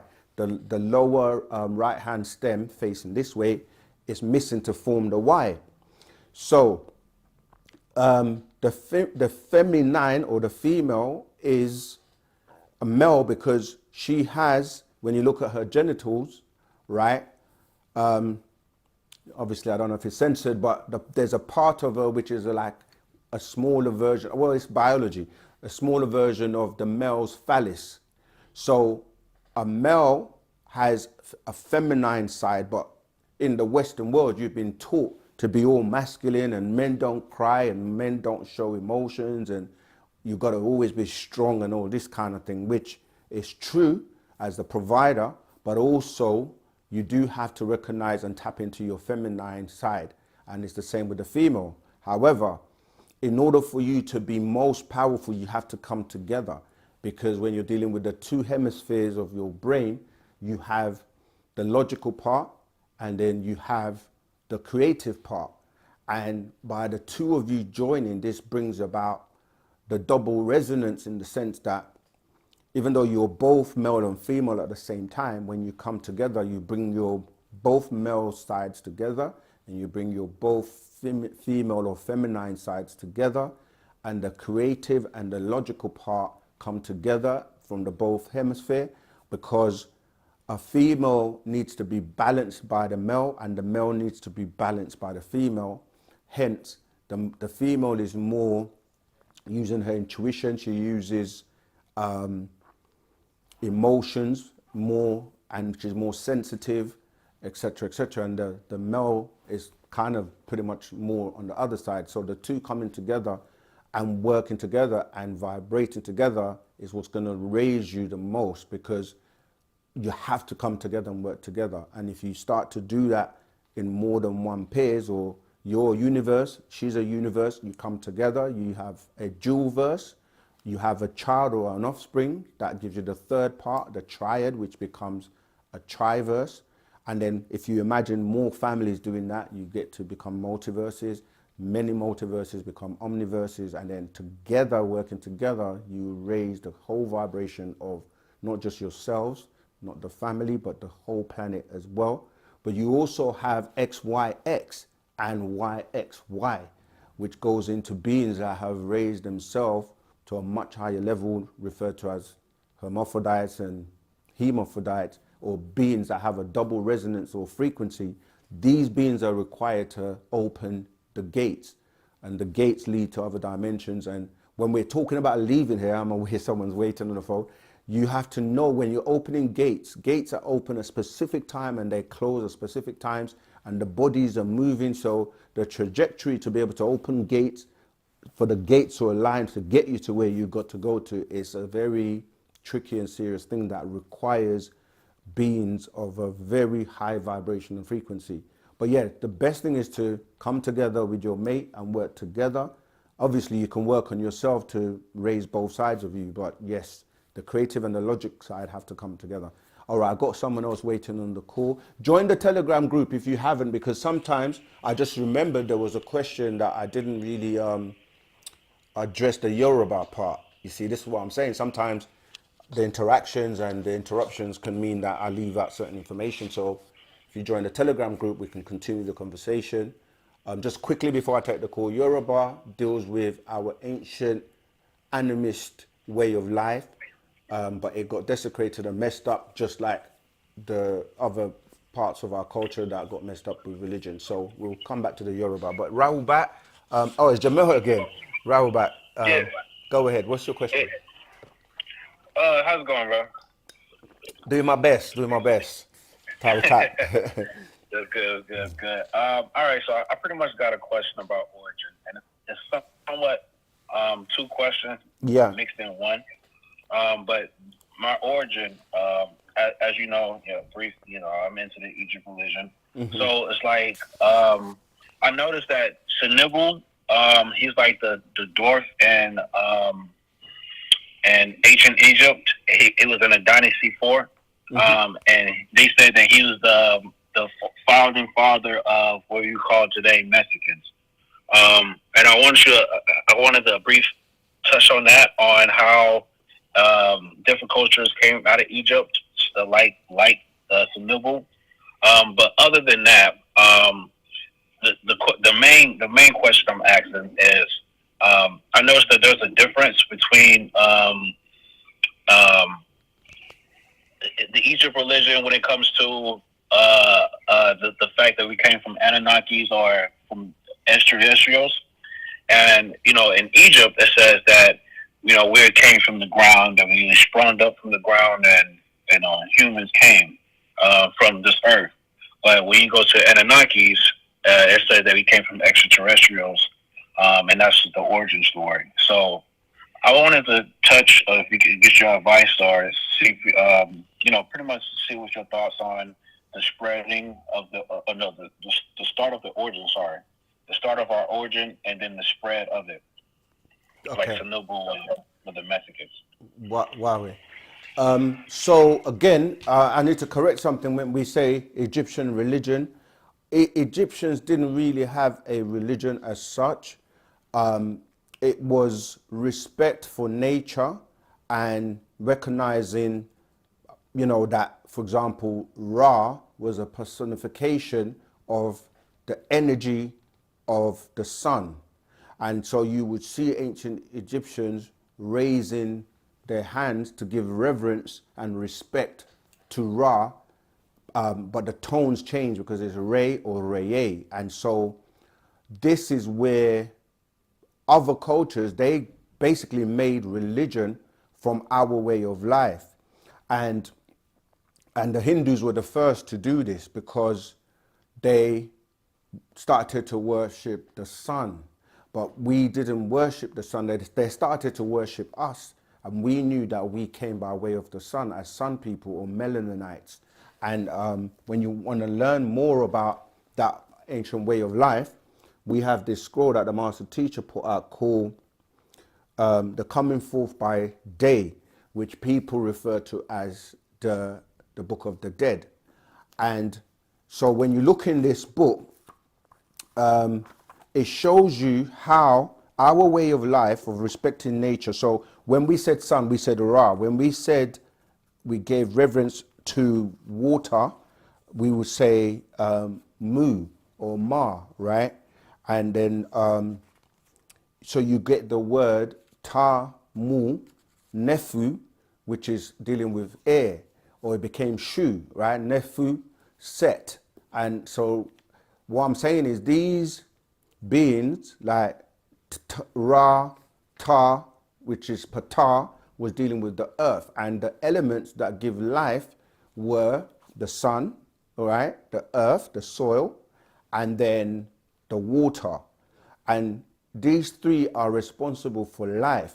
So when you're looking at the ancient Egyptian story of creation and us giving reverence to these deities that represented the elements. So even when you're saying atom, that became, or atom in the scientific world deals with the atom, which is the first. But then that also became Adam in the religious story. So it metamorphosized from being atom to Adam, and Edom, which deals with the blood or the red blood. But you see the story of, say, Khnum taking the soul and forming a man, and you see the picture depicting Tefnut. Tefnut represents moisture, because when they're talking about the elements of, we say Tamare. Tamare, again, is dealing with Ta being Ptah or Ta, as in the earth, Ma, meaning water, and Re, being the sun. Yeah, so what it is that we gave reverence and respect to nature as animists, and we knew that the sun represented life, because when you're dealing with crops and when it was time for harvesting these crops, people rejoiced. And so our way or culture was then adopted by other people, like the Hindus, and then that grafted its way into the Abrahamic religion by the Anunnaki. So we as Egyptians did not have a religion, right? And when you say that the Anunnaki came from the sky, no, that Natharu first came, and they were the ones that came from Orion and so forth. They seeded this planet with their genetics or their DNA, and then the Anunnaki came later on and took that which was already here and evolving from those Ptahites, because the ancient Egyptian stories explains about the beings that came from water onto land, and it goes into a much bigger story where, Sirius C was dying, because we explain about, when you know about suns are really balls of gas, hydrogen and helium, that are continuously burning, and at some point that nuclear energy will run out. When it does, if you're dealing with a solar system and you have planets around that solar system, you have to evacuate, because when it explodes, you have different types of sun. You have red dwarfs, white dwarfs, you have supernovas, novas, giants, supergiants, etc. And these are a description of the different phases of the sun. So when they evacuated, they came here and they seeded this planet. This is when they went about preparing and building these ships to transport us intergalactically to survive and move on. Much like what's going on the planet now, where some beings know that their time here is up and the sun rays are coming, and people that are not able to survive the transition or transformation, they will have to evacuate. Hence, they're trying to go to Mars, trying to go to Europa, trying to go to different places to live. Now, I'm showing you this in this ancient, or the coming forth by day, which most people know as the Egyptian Book of the Dead, is showing you these Adamites, the Adam and Eves, as people refer to them, right? So this is, you've got Apsu and Tamat, then you have Anshar and Kesha. Anshar and Kesha are Anu's parents, all right?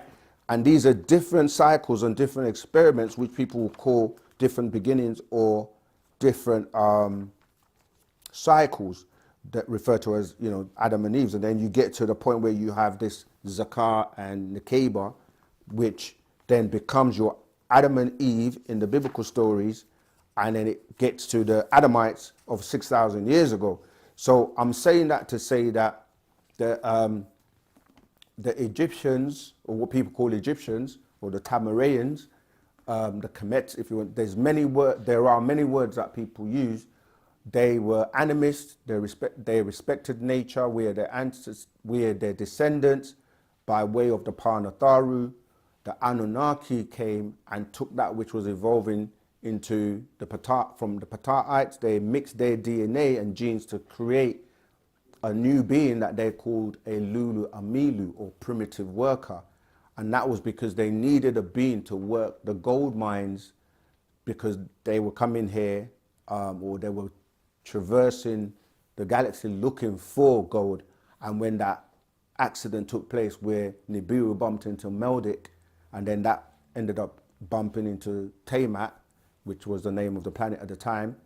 And then from there, they were like, oh, the gold is actually here.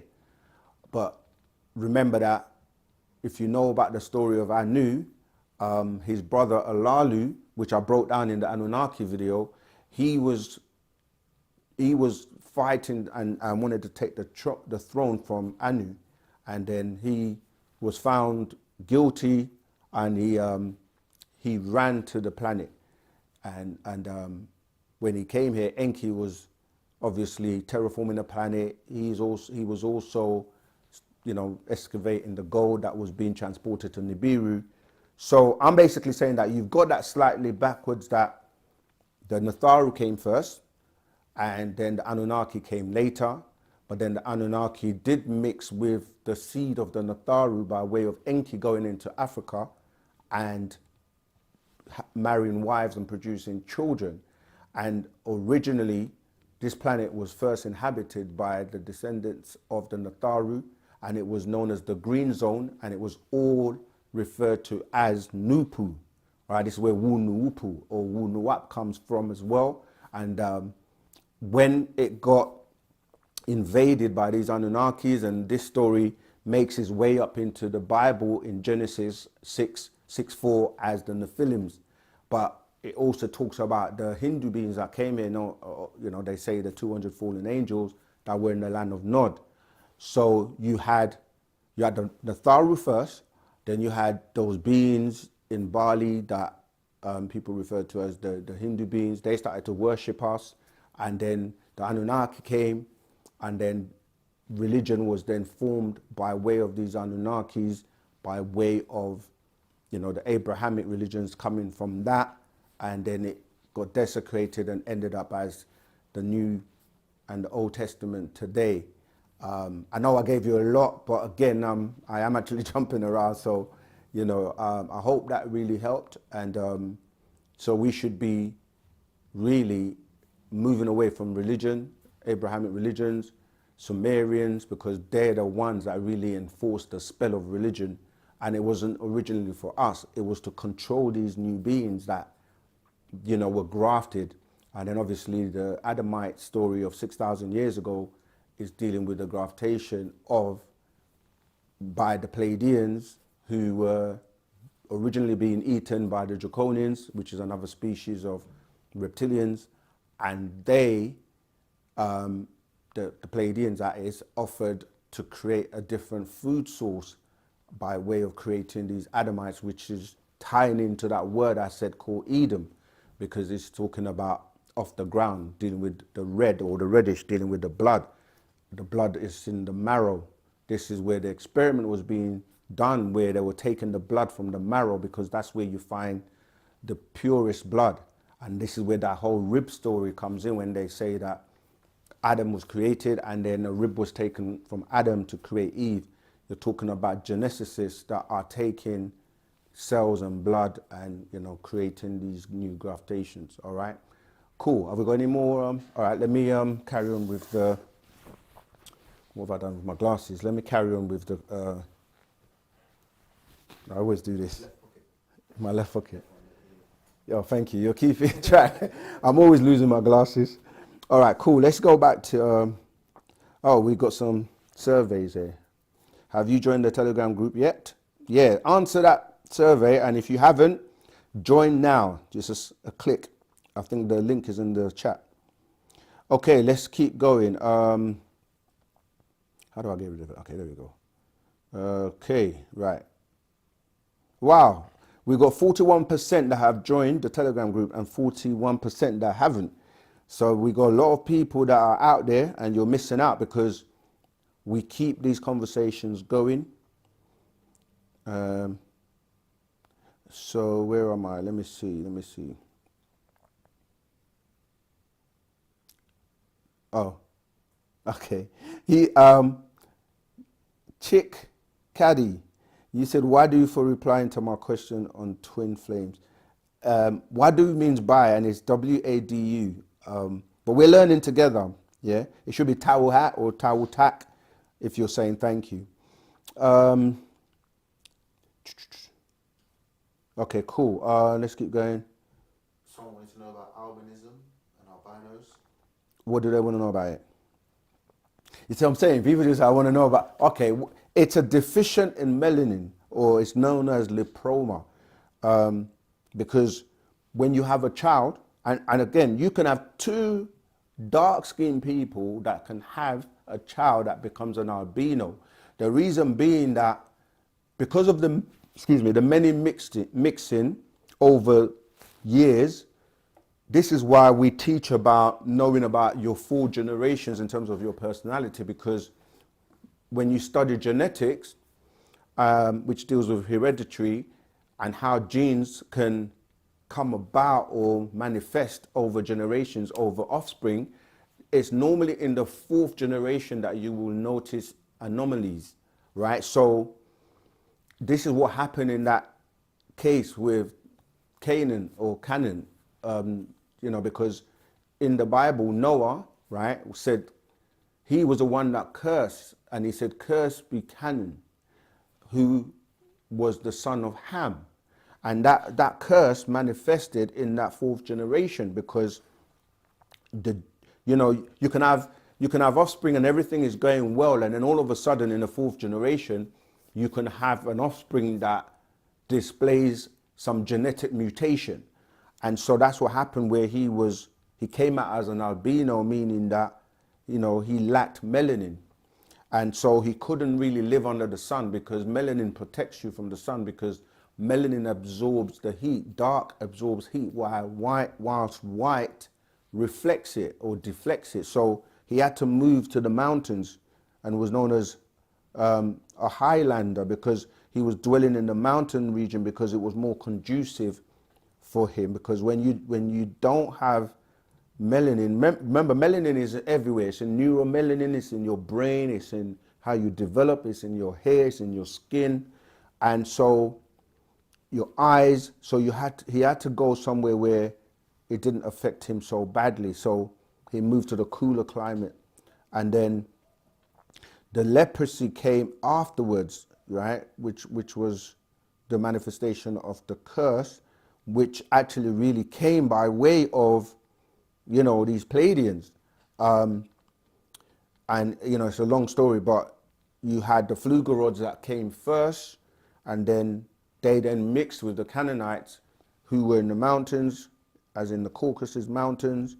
And then, yeah, so anybody can, a child, you've seen it, you can see pictures online on the internet with albino negroids. And some even have, like, the genetics can come and manifest as blue eyes. And the master teacher's actually got, in the scroll, I think it's 18 plus 1, 18 plus 1, 37 genes of the mitochondria. That one, I think, and the Bigfoot, if I can get hold of that, goes into a lot of the story because it also ties in with the beings from Syrian. Oh, here you go.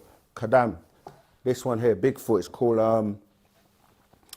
Kabir Kadam, Bigfoot, right? And it shows you, if you look at the cover, you have these Syrian beings that came from Syria. You had the dark one, you had the red one, and you had the white, this in terms of the fur.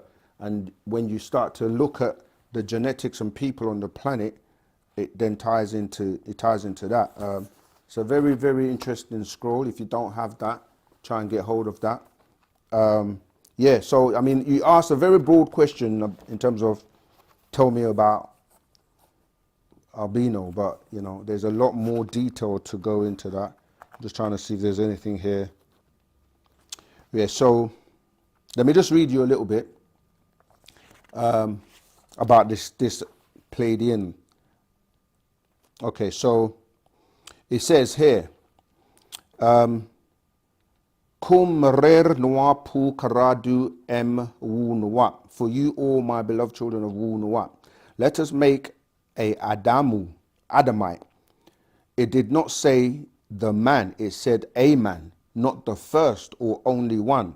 All right, Kamau, Pleiadians who came down to this Kawak Taha, planet Earth, on the orders of the Tanan'u, who are the Draconians, right, the Kama'at, reptilians, Nuwapians. The description of these extraterrestrials or Parkama'u, Pleiadians, or Mukma'u, are 9 to 12 feet tall, pale skin, pearl silver iris, and pale white sclera, pale pasty skin, long, thin, transparent fur, and fanged teeth. They came to Kawak Taha, the planet Earth, not from their own star system, Parkama'at, the Pleiades star system, yet from the northeast star system of Orion, called Aldebaran, of the Ashtar command, by their leader Ashtar Shiran. Remember, this is who Hitler was in contact with, who ruled Arcturus. You can find Arcturus in Job 9:9, Amos 5:8, and Venus, the morning star, referred to scroll 82, mission Earth and the extraterrestrial involvement. And it shows you a picture of the Pleiades star constellation. You can get a star map and see this, and it also shows you the Aldebaran star constellation and the Sirius star constellation.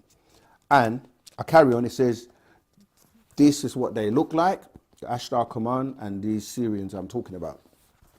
They work with the Kama'u, the Pleiadians, who use their own DNA to make the first humanoids of their seed, the Nordics, who resembled them. Then they mixed their DNA with creatures from Wu-Sabat at Sirius star system. All right, there were 3 giant simians who are also called Yeti, Seti, and Sasquatch, and Shaggies. One was covered with Labin Farar, white fur, another one Hamir Farar, red fur, and the third dark Samir Farar, brown fur. They also stood 12 feet tall. These 3 giant apes were placed on planet Earth long before this as a test done by Sabatu Ashu, Syrian females who made them. The Sirius means Cyrus, or Sirius means shaggy, furry, and these beings were originally placed on Mount Seir, then separated and branched out. So they overtook cavemen's women, Galuba, raped and bred an offspring. The apes and the Nordic birthed a new hybrid species of humanoid on the planet Earth who lived inside the earth, Shambhala and Agatha. That's a scroll that goes into that. The first Shaggies, Saphir Farah, yellow fur, the Ramid Ayantui, grey eyes, pale skin, and the Sarek Ayantui, blue eyes, came from Parkulub, the canine gene of wolves. The second was born with Hamir Farah, red fur, Kadir Ayantui, green eyes, spotted pale to reddish pink skin, and the third was born with Samir Farrar, brown fur, Samir Ayantui, brown eyes, cream colored to pale skin. These are the three root species of the Shabbat tribes, Brits, Danes, and Saxons. These three tribes were later to become known as kin and clans, Celts, Celts, and Celts. These three later divided down to the 6 kings, right? Or the Vikings. VI in Roman numeral is 6 and kings. So you get the word Vikings.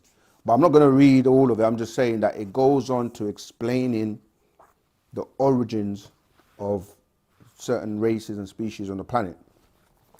Right. Have we got any more questions? No? Right, let's carry on with the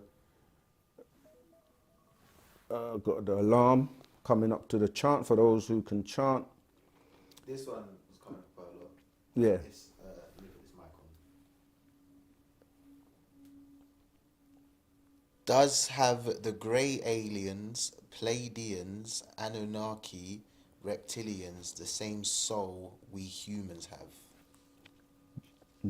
Does? Do the grey aliens, Yeah. Pleiadians, Anunnaki, reptilians the same soul we have as humans? No.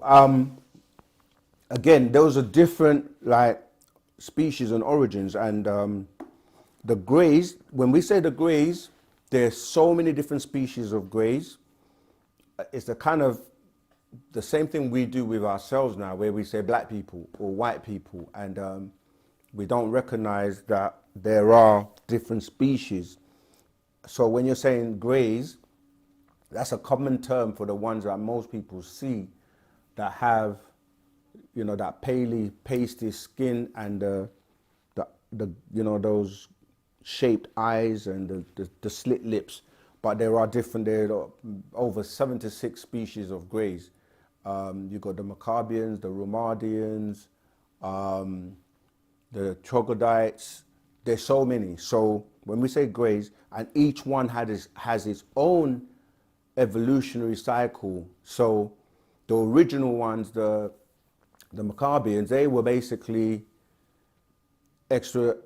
extraterrestrial biological entities, meaning that EBEs, and they were designed as scouts to go, like when you go to a new environment or a new planet, you don't know whether you can survive on this. So they were like probes, you know, like how NASA or people that carry out space exploration, they will send a probe to take readings of the atmosphere to see if it's got oxygen, is it just mainly, is it got methane? What can we live and breathe under there?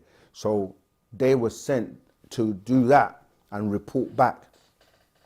But some of them were then abducted and by the reptilians. Again, there are many species of reptilians, and they would then create hybrids and utilize them. So I'm basically saying that these beings, they don't have souls, they don't have emotions, they don't have feelings, because they were like pretty much like what we're doing now, where we're developing, or people are developing AI, and then they're going to put these robots, which they're calling intelligent, when they have artificial intelligence, because they're just robots programmed to act and behave as if they have intelligence. And so they just follow instructions and do what they're told. But obviously over time, some of them have become so advanced that they would appear as if they have emotions or have a soul. So yes, you have to be very specific of which species we're talking about. And the Pleiadians, they don't have a soul, or what you would call a soul, but they can mimic, and remember that their offspring will be from where they are coming from. So you do have, like, we are Panatharu, because we are the offspring of the Panatharu, we have soul and emotions and so on. So, yeah, I hope that's answered the question. When you're talking about Anunnaki, there are different species of beings called Anunnaki. Rahubat Zamal or Zamal Tat, what's your question and where you calling from? And what's your name? Hello. Tua Rahubat, greetings. Greetings, sir. How are you? Yeah, I'm doing my best. And how are you? I'm fine, thank you. I'm fine, thank you. I've just got a question, yeah. So I don't know if you, well, you probably have, but basically there's been news about aliens basically going to reveal themselves, and governments have basically they've basically revealed it to us, different, I don't know, organizations have kind of revealed it, look, they've been amongst us for ages, we get technology from these lots. So I'd want to know, will they reveal themselves this year, or why now? That's the question. Why now? Why are they saying this now? Okay, I got you. So the first thing is, if you go and look in the mirror, you're going to see an alien. Because what we tend to forget is that we're aliens, or what they call aliens, or extraterrestrial to be more precise. We are all descendants, everyone on the planet, because the original race were the Natharu. Those are aliens, what you call aliens. It's just extraterrestrial because they're extra to the planet Earth, or Key, or the many names the planet has. But I know what you mean. You're talking about, and there are beings walking amongst us and have been doing so, and are your celebrities and TV presenters and people that are doing all sorts of things on the planet that are extraterrestrials or children of extraterrestrials. And we are also, even the three main races on the planet, they're descendants of extraterrestrials. So it's funny to us as Nuwapians or Sabians, because we've been saying this for so long, but yes, it's getting to a point where it's becoming so common because people are waking up out of the sleep or the spell that was put on us for 6,000 years. But it's a genetic doctrine by way of Wu-Sabat that is going to make your DNA explode and wake you up, and your eyes are open, and now you want to know information, you want to know the truth. So what we're saying is that this is something that is inevitable, is coming, and it's going to be more and more open. And even the American government actually did something called disclosure, where they admitted, remember, for many years they were saying there's no such thing that are aliens, there's no life forms anywhere else. And when we were teaching this by way of our master teacher, Partner Babyanun, Dr. Malachi Z.K. York, we were made to seem like we were crazy. But fast forward now, 40, now 50 years later, it doesn't sound so crazy anymore, because so many people have had experiences with seeing crafts, whether they are of different dimension in origin, or if they're aerodynamic and they're made here. You now start to revisit stories like with Hitler and meeting these beings from Pleiades, with Venusians. You look at, visitors that came to the White House, a being called Valthor. You can Google this. And many, many extraterrestrials or beings or aliens that people like to use. Even movies like Battlestar Galactica, Star Trek, Star Wars. There's so many movies that talk about extraterrestrial, to the point where they're mixing truth with falsehood to confuse people, because some people are saying they don't exist, some people are saying they are because they've experienced them. We know because our master teacher is an extraterrestrial, and he came on the scene saying that, and his sister has written a book called My Brother the Extraterrestrial. He's wrote a book called A Man from Planet Risk. He wrote another scroll called Ilion and Planet Risk. So many scrolls, pretty much Mission Earth and the extraterrestrial involvement. The science of creation, is God an extraterrestrial? Are there UFO and extraterrestrial in your midst? Mystery clouds, are there UFOs? There's so many books that he's been writing explaining this for so long. The Holy Tablets, the Black Book. So many scrolls. So yes, it's coming, you know. And he said, you will witness this in your lifetime between now and the year 2030. That's why we're saying that, you know, there's certain things you need to get up to speed on. And Wu-Sabat is here to help you do that. But you have to do the work as well. It's not a dip you in water like religion and now you're saved. No, because there's work to be done. All right, so let's move on to the next question. He says, this is the same caller. Yeah. It said, can you ask him as well, are the aliens here to hurt us or improve us? And what do they want to do with civilization? And then I've replied saying both. And Yeah, we that's are right. the aliens. That's right. And then he said, I get that, but I'm talking about the real ones. Right, okay. The ones that, some of them are just coming to get food. They see the earth as a supermarket. Just like we go to supermarkets to get a trolley. And if you're a meat eater, you go to the fridge or you go to the aisle where they've got butchers and you get the food you want.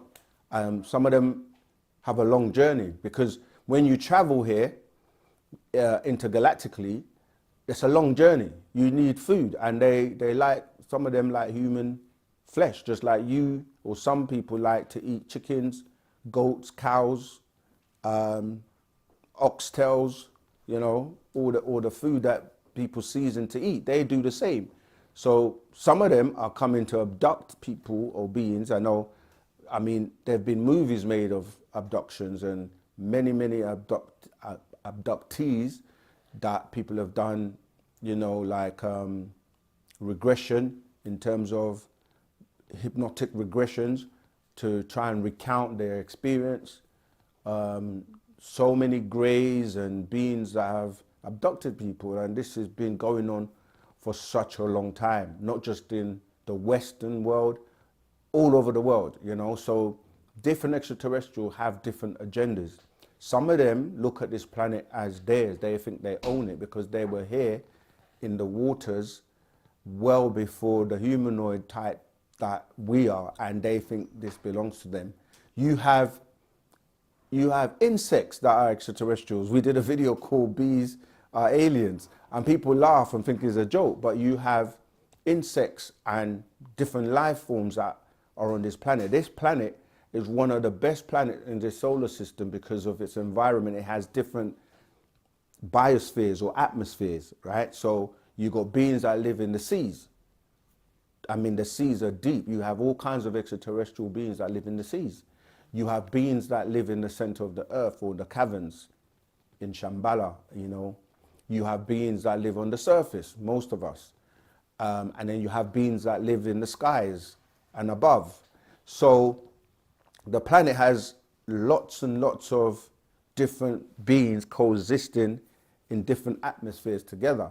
And the reason you have these extraterrestrials like mantis and certain cockroaches and things that you take for granted, even ants and certain insects, that when the planet was being terraformed, they basically brought in plants and trees and insects and different beings from different, you know, planets and different constellations to build this environment, because the planet was destroyed and it needed to be healed and refilled. This is where Genesis picks up from. That was one of those recreations, or the period where you're repairing and refilling. That's what the word bara shith means, to recreate or replenish. When you replenish something, if this is filled and I replenish it, I'm just putting stuff back. So we're basically saying that to say that these extraterrestrials brought things from their homes and brought them to this planet and terraformed it. And now you have, this is why people who suffer from different allergies, like during when the seasons are changing because of these plants, and people suffer from like hay fever and certain things, and other people don't.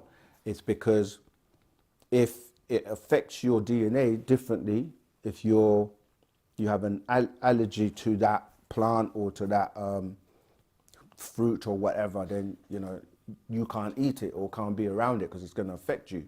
So yes, we have many extraterrestrials in humanoid form, in you know, you've got insectoids, you've got many beings in the sea that people wonder how do they survive, you know. So yeah, we need to recognize that when we say aliens or extraterrestrials, there's so many different types, and we are also a part of that. All right.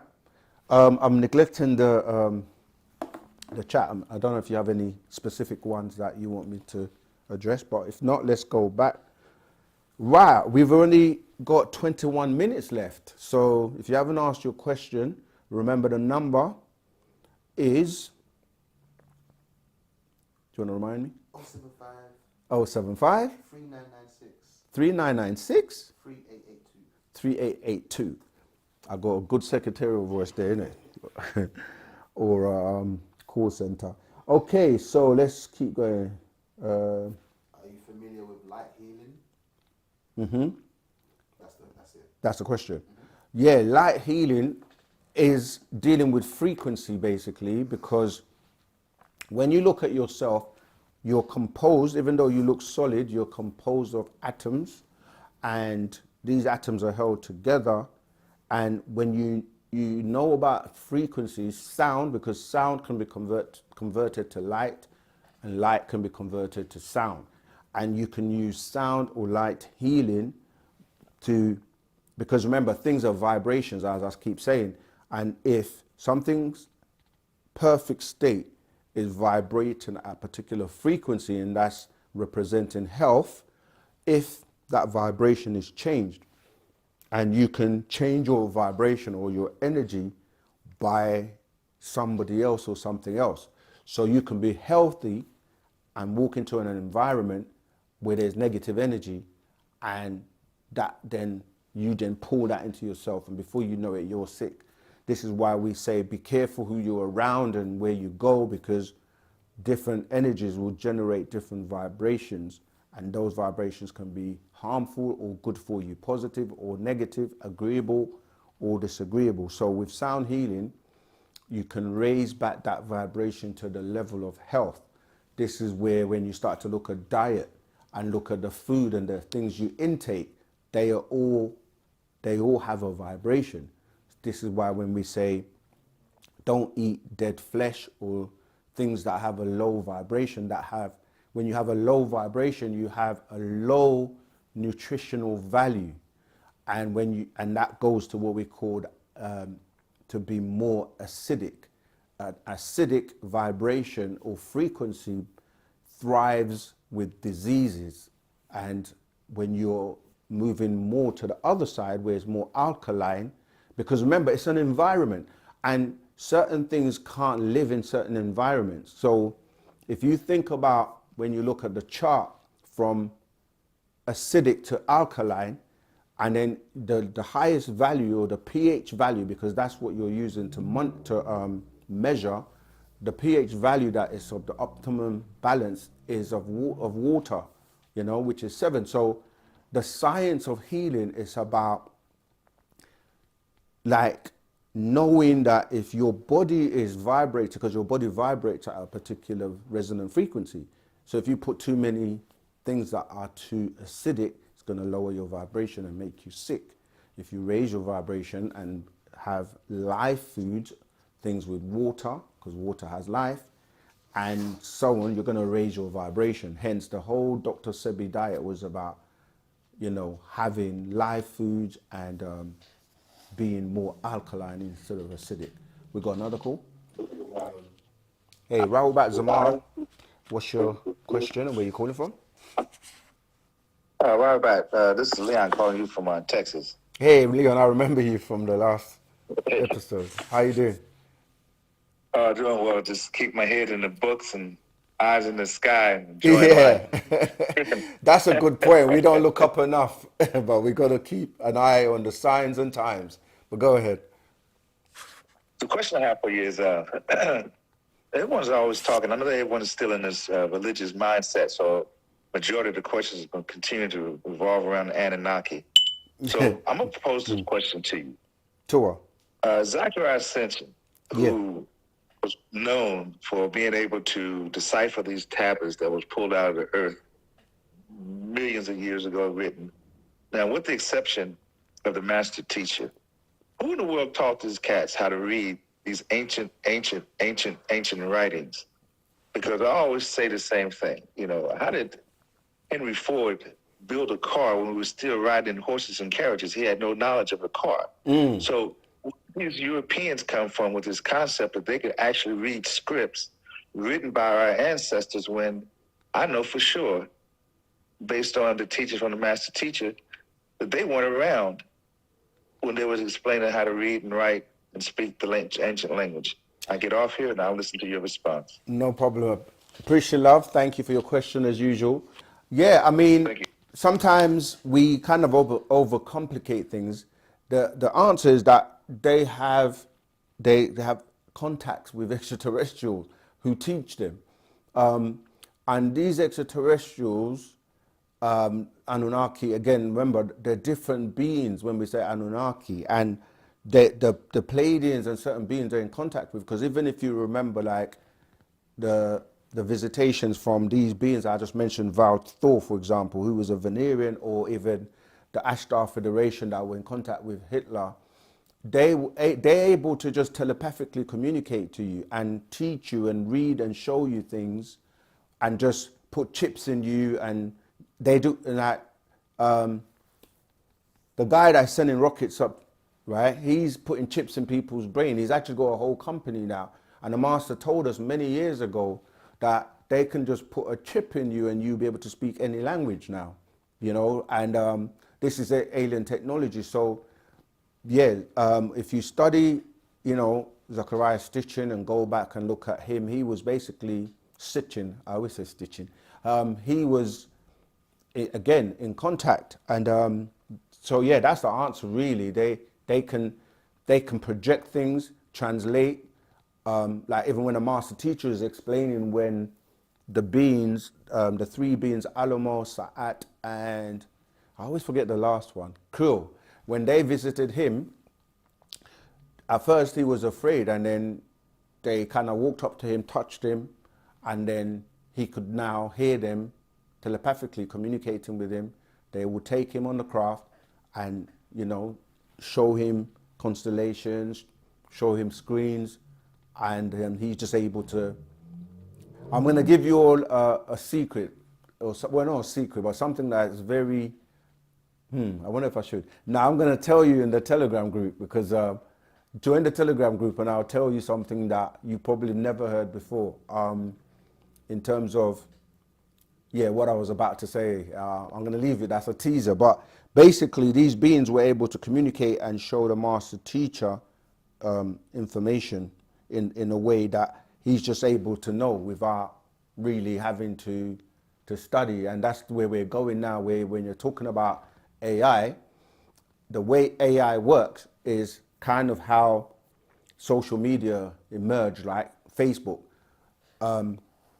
These platforms basically allowed you to feed them information, and through that information, they were then able to utilize it to market and, you know, make money from your content, because you just gave your content for free, because people were like, oh, look at me, I'm eating this, I'm here, I'm on this holiday, and I'm here and I'm there, and they just fed the database with the information.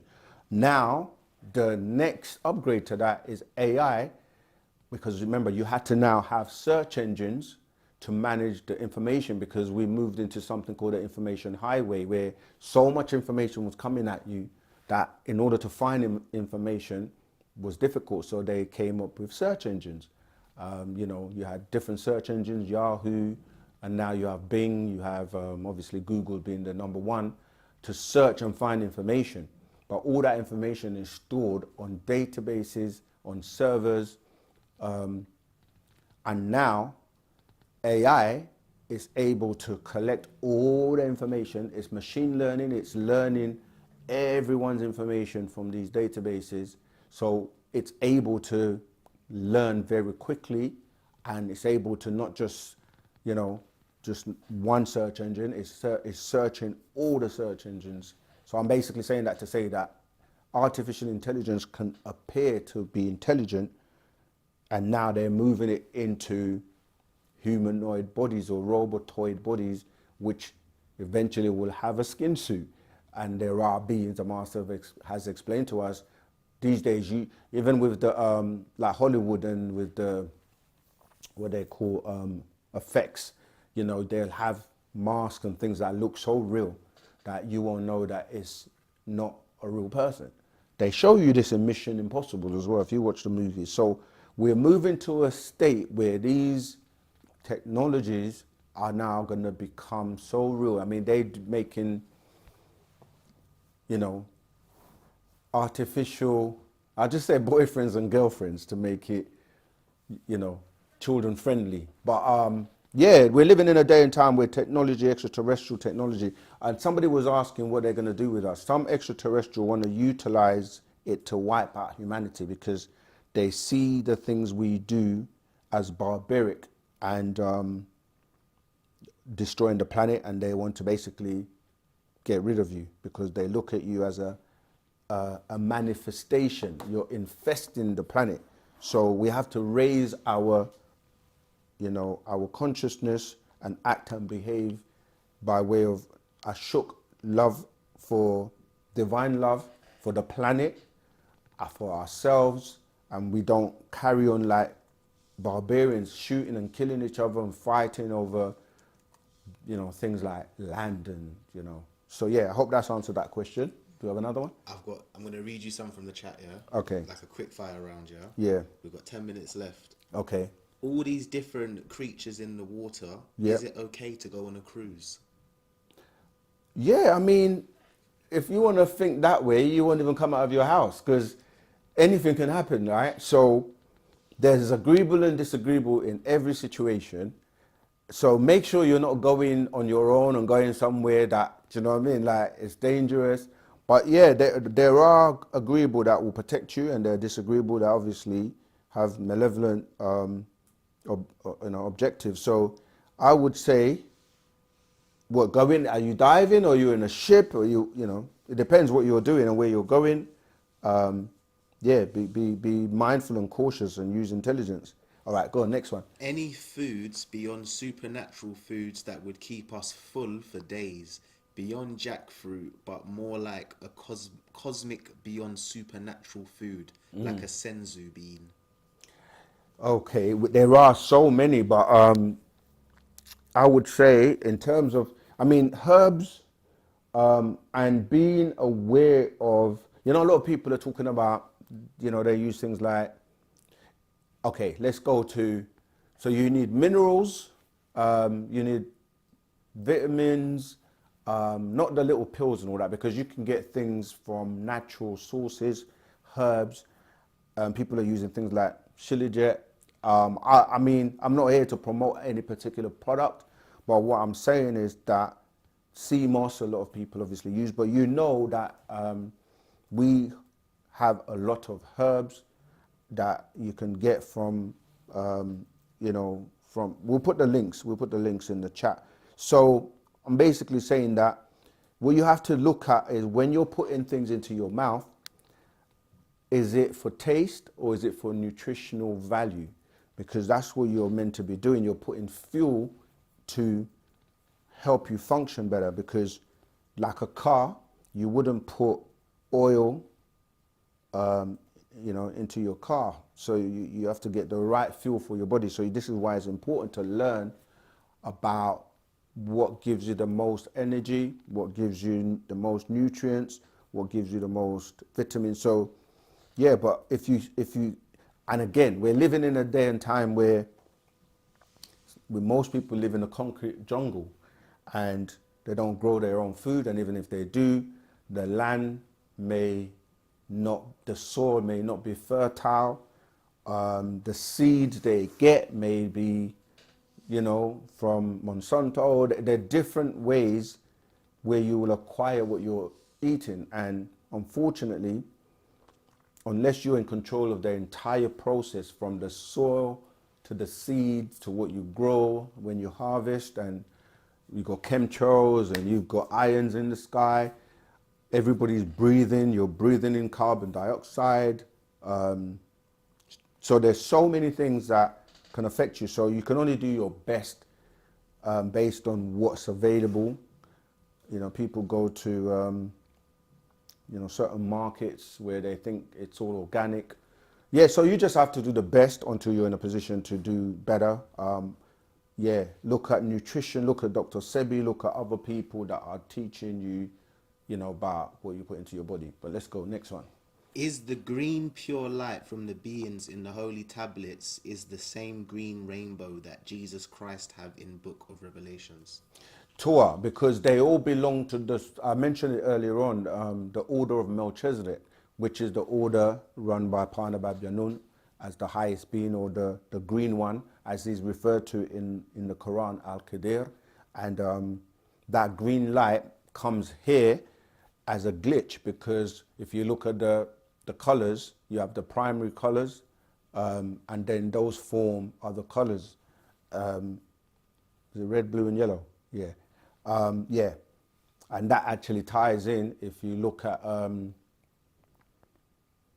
trying to put it, yeah, you've got the blue in terms of Atum, you got the yellow in terms of Atun, and then you got the red in terms of Amun, then it goes into the dark or the black. Hopefully I haven't got the Atum and Amun mixed up. But anyway, those are the green is a glitch color of his color coming here, and this nature is green for a reason, because then everything that's healthy comes out as green, right? Most of the time. So the trees are green, the grass are green, most of the nature you see around you is green. So the green light is a healing light, and that ties into the other question about healing, because you can use sound to heal yourself. Hence why the tones, FAC in our case, are the tones that will bring you, nurse you back to health. So when you chant on FAC, the A realigns you on the A frequency. And then, excuse me, the F is nature, and it aligns you with nature, which is healthy. And of course, you got the C that resonates outside to the cosmos. So you're in tune with all three abodes and anyone else who is vibrating on those frequencies in all those realms. All right. So as 9 ether, you can access all of them. Right. We got 4 minutes left.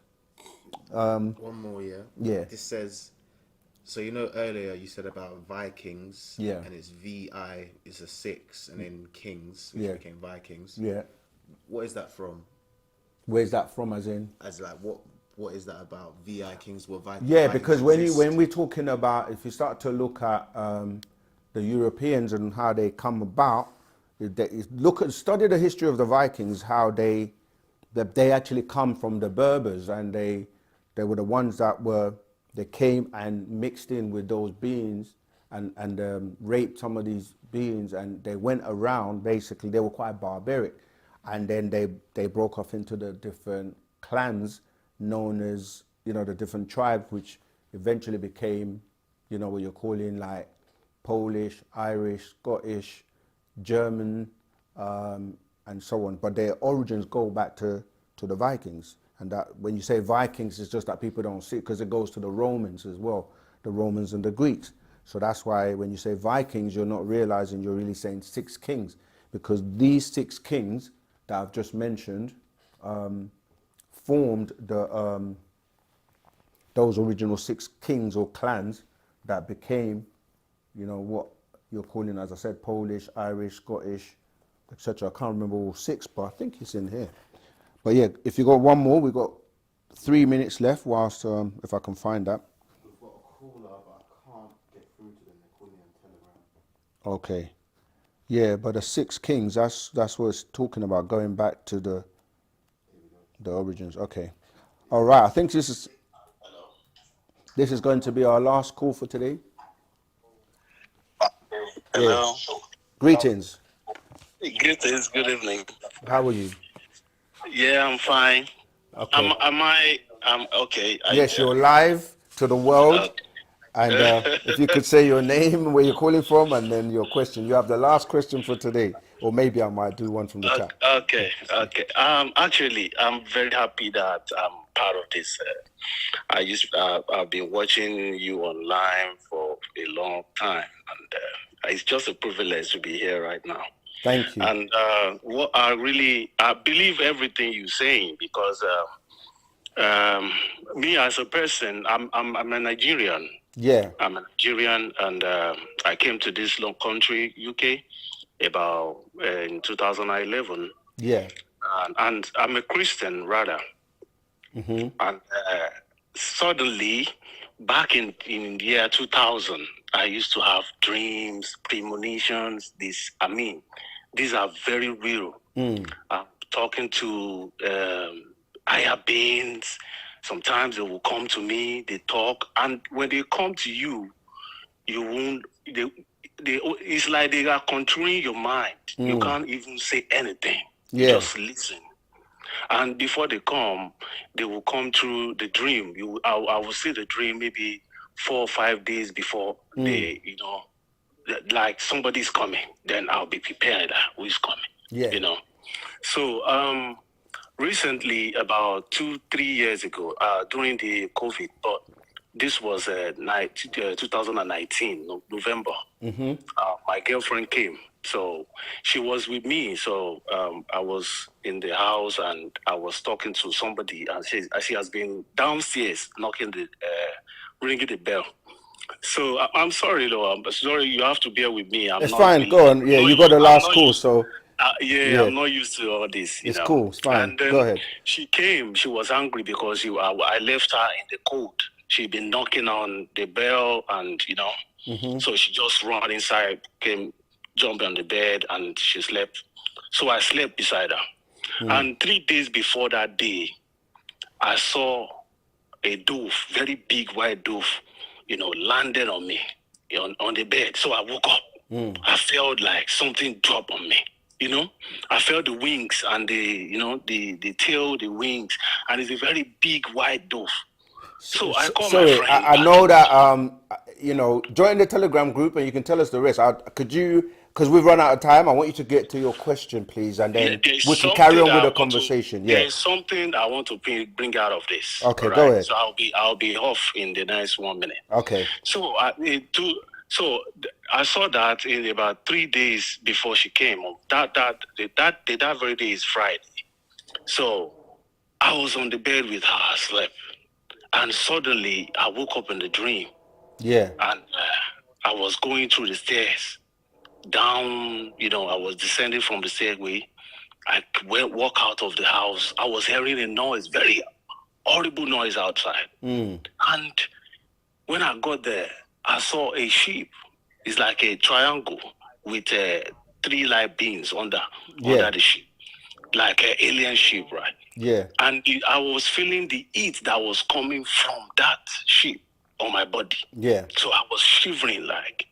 And what happened? They were now telepathically, they were talking to me like, you see this is what they said. They said, black people, and they said it in my language. I'm Yoruba. Yeah. But they said it in my language.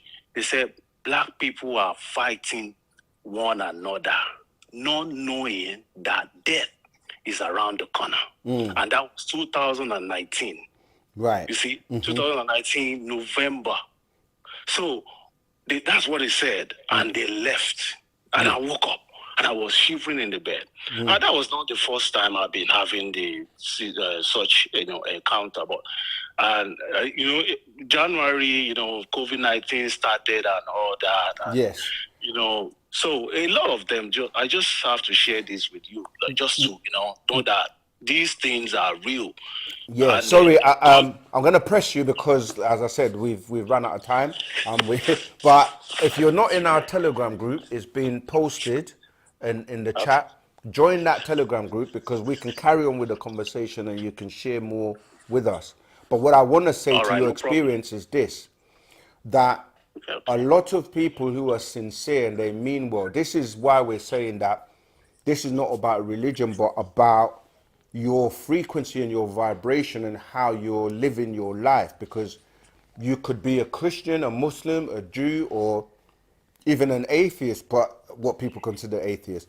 But if you're living right, treating people right, raising your vibrations, you can experience many of these things by going to different realms, getting visitation.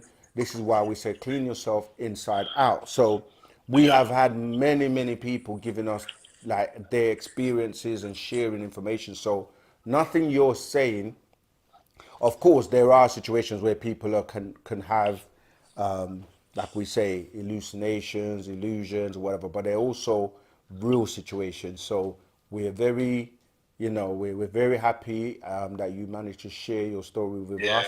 And Wu-Sabat is a place where people can feel comfortable in sharing and talking about these things that in many monotheistic religions they wouldn't even allow you to speak or talk about these things, because they say they don't realize that they also deal with extraterrestrial, because they say Jesus came from heaven and he went back to heaven and God is in heaven. And when you say to them, where is heaven, they say up there. So it's outside of the planet Earth, which is an extraterrestrial coming here and going back. And most of the angels and all the stories they tell you about beings coming and how they come, they just interpret them as whirlwinds, Daniel's visions and so on. And so, yes, thank you. The book of Revelation talks about the crystal city, but anyone who didn't get to have their question answered, please copy it and go into the Telegram group and you can ask it there.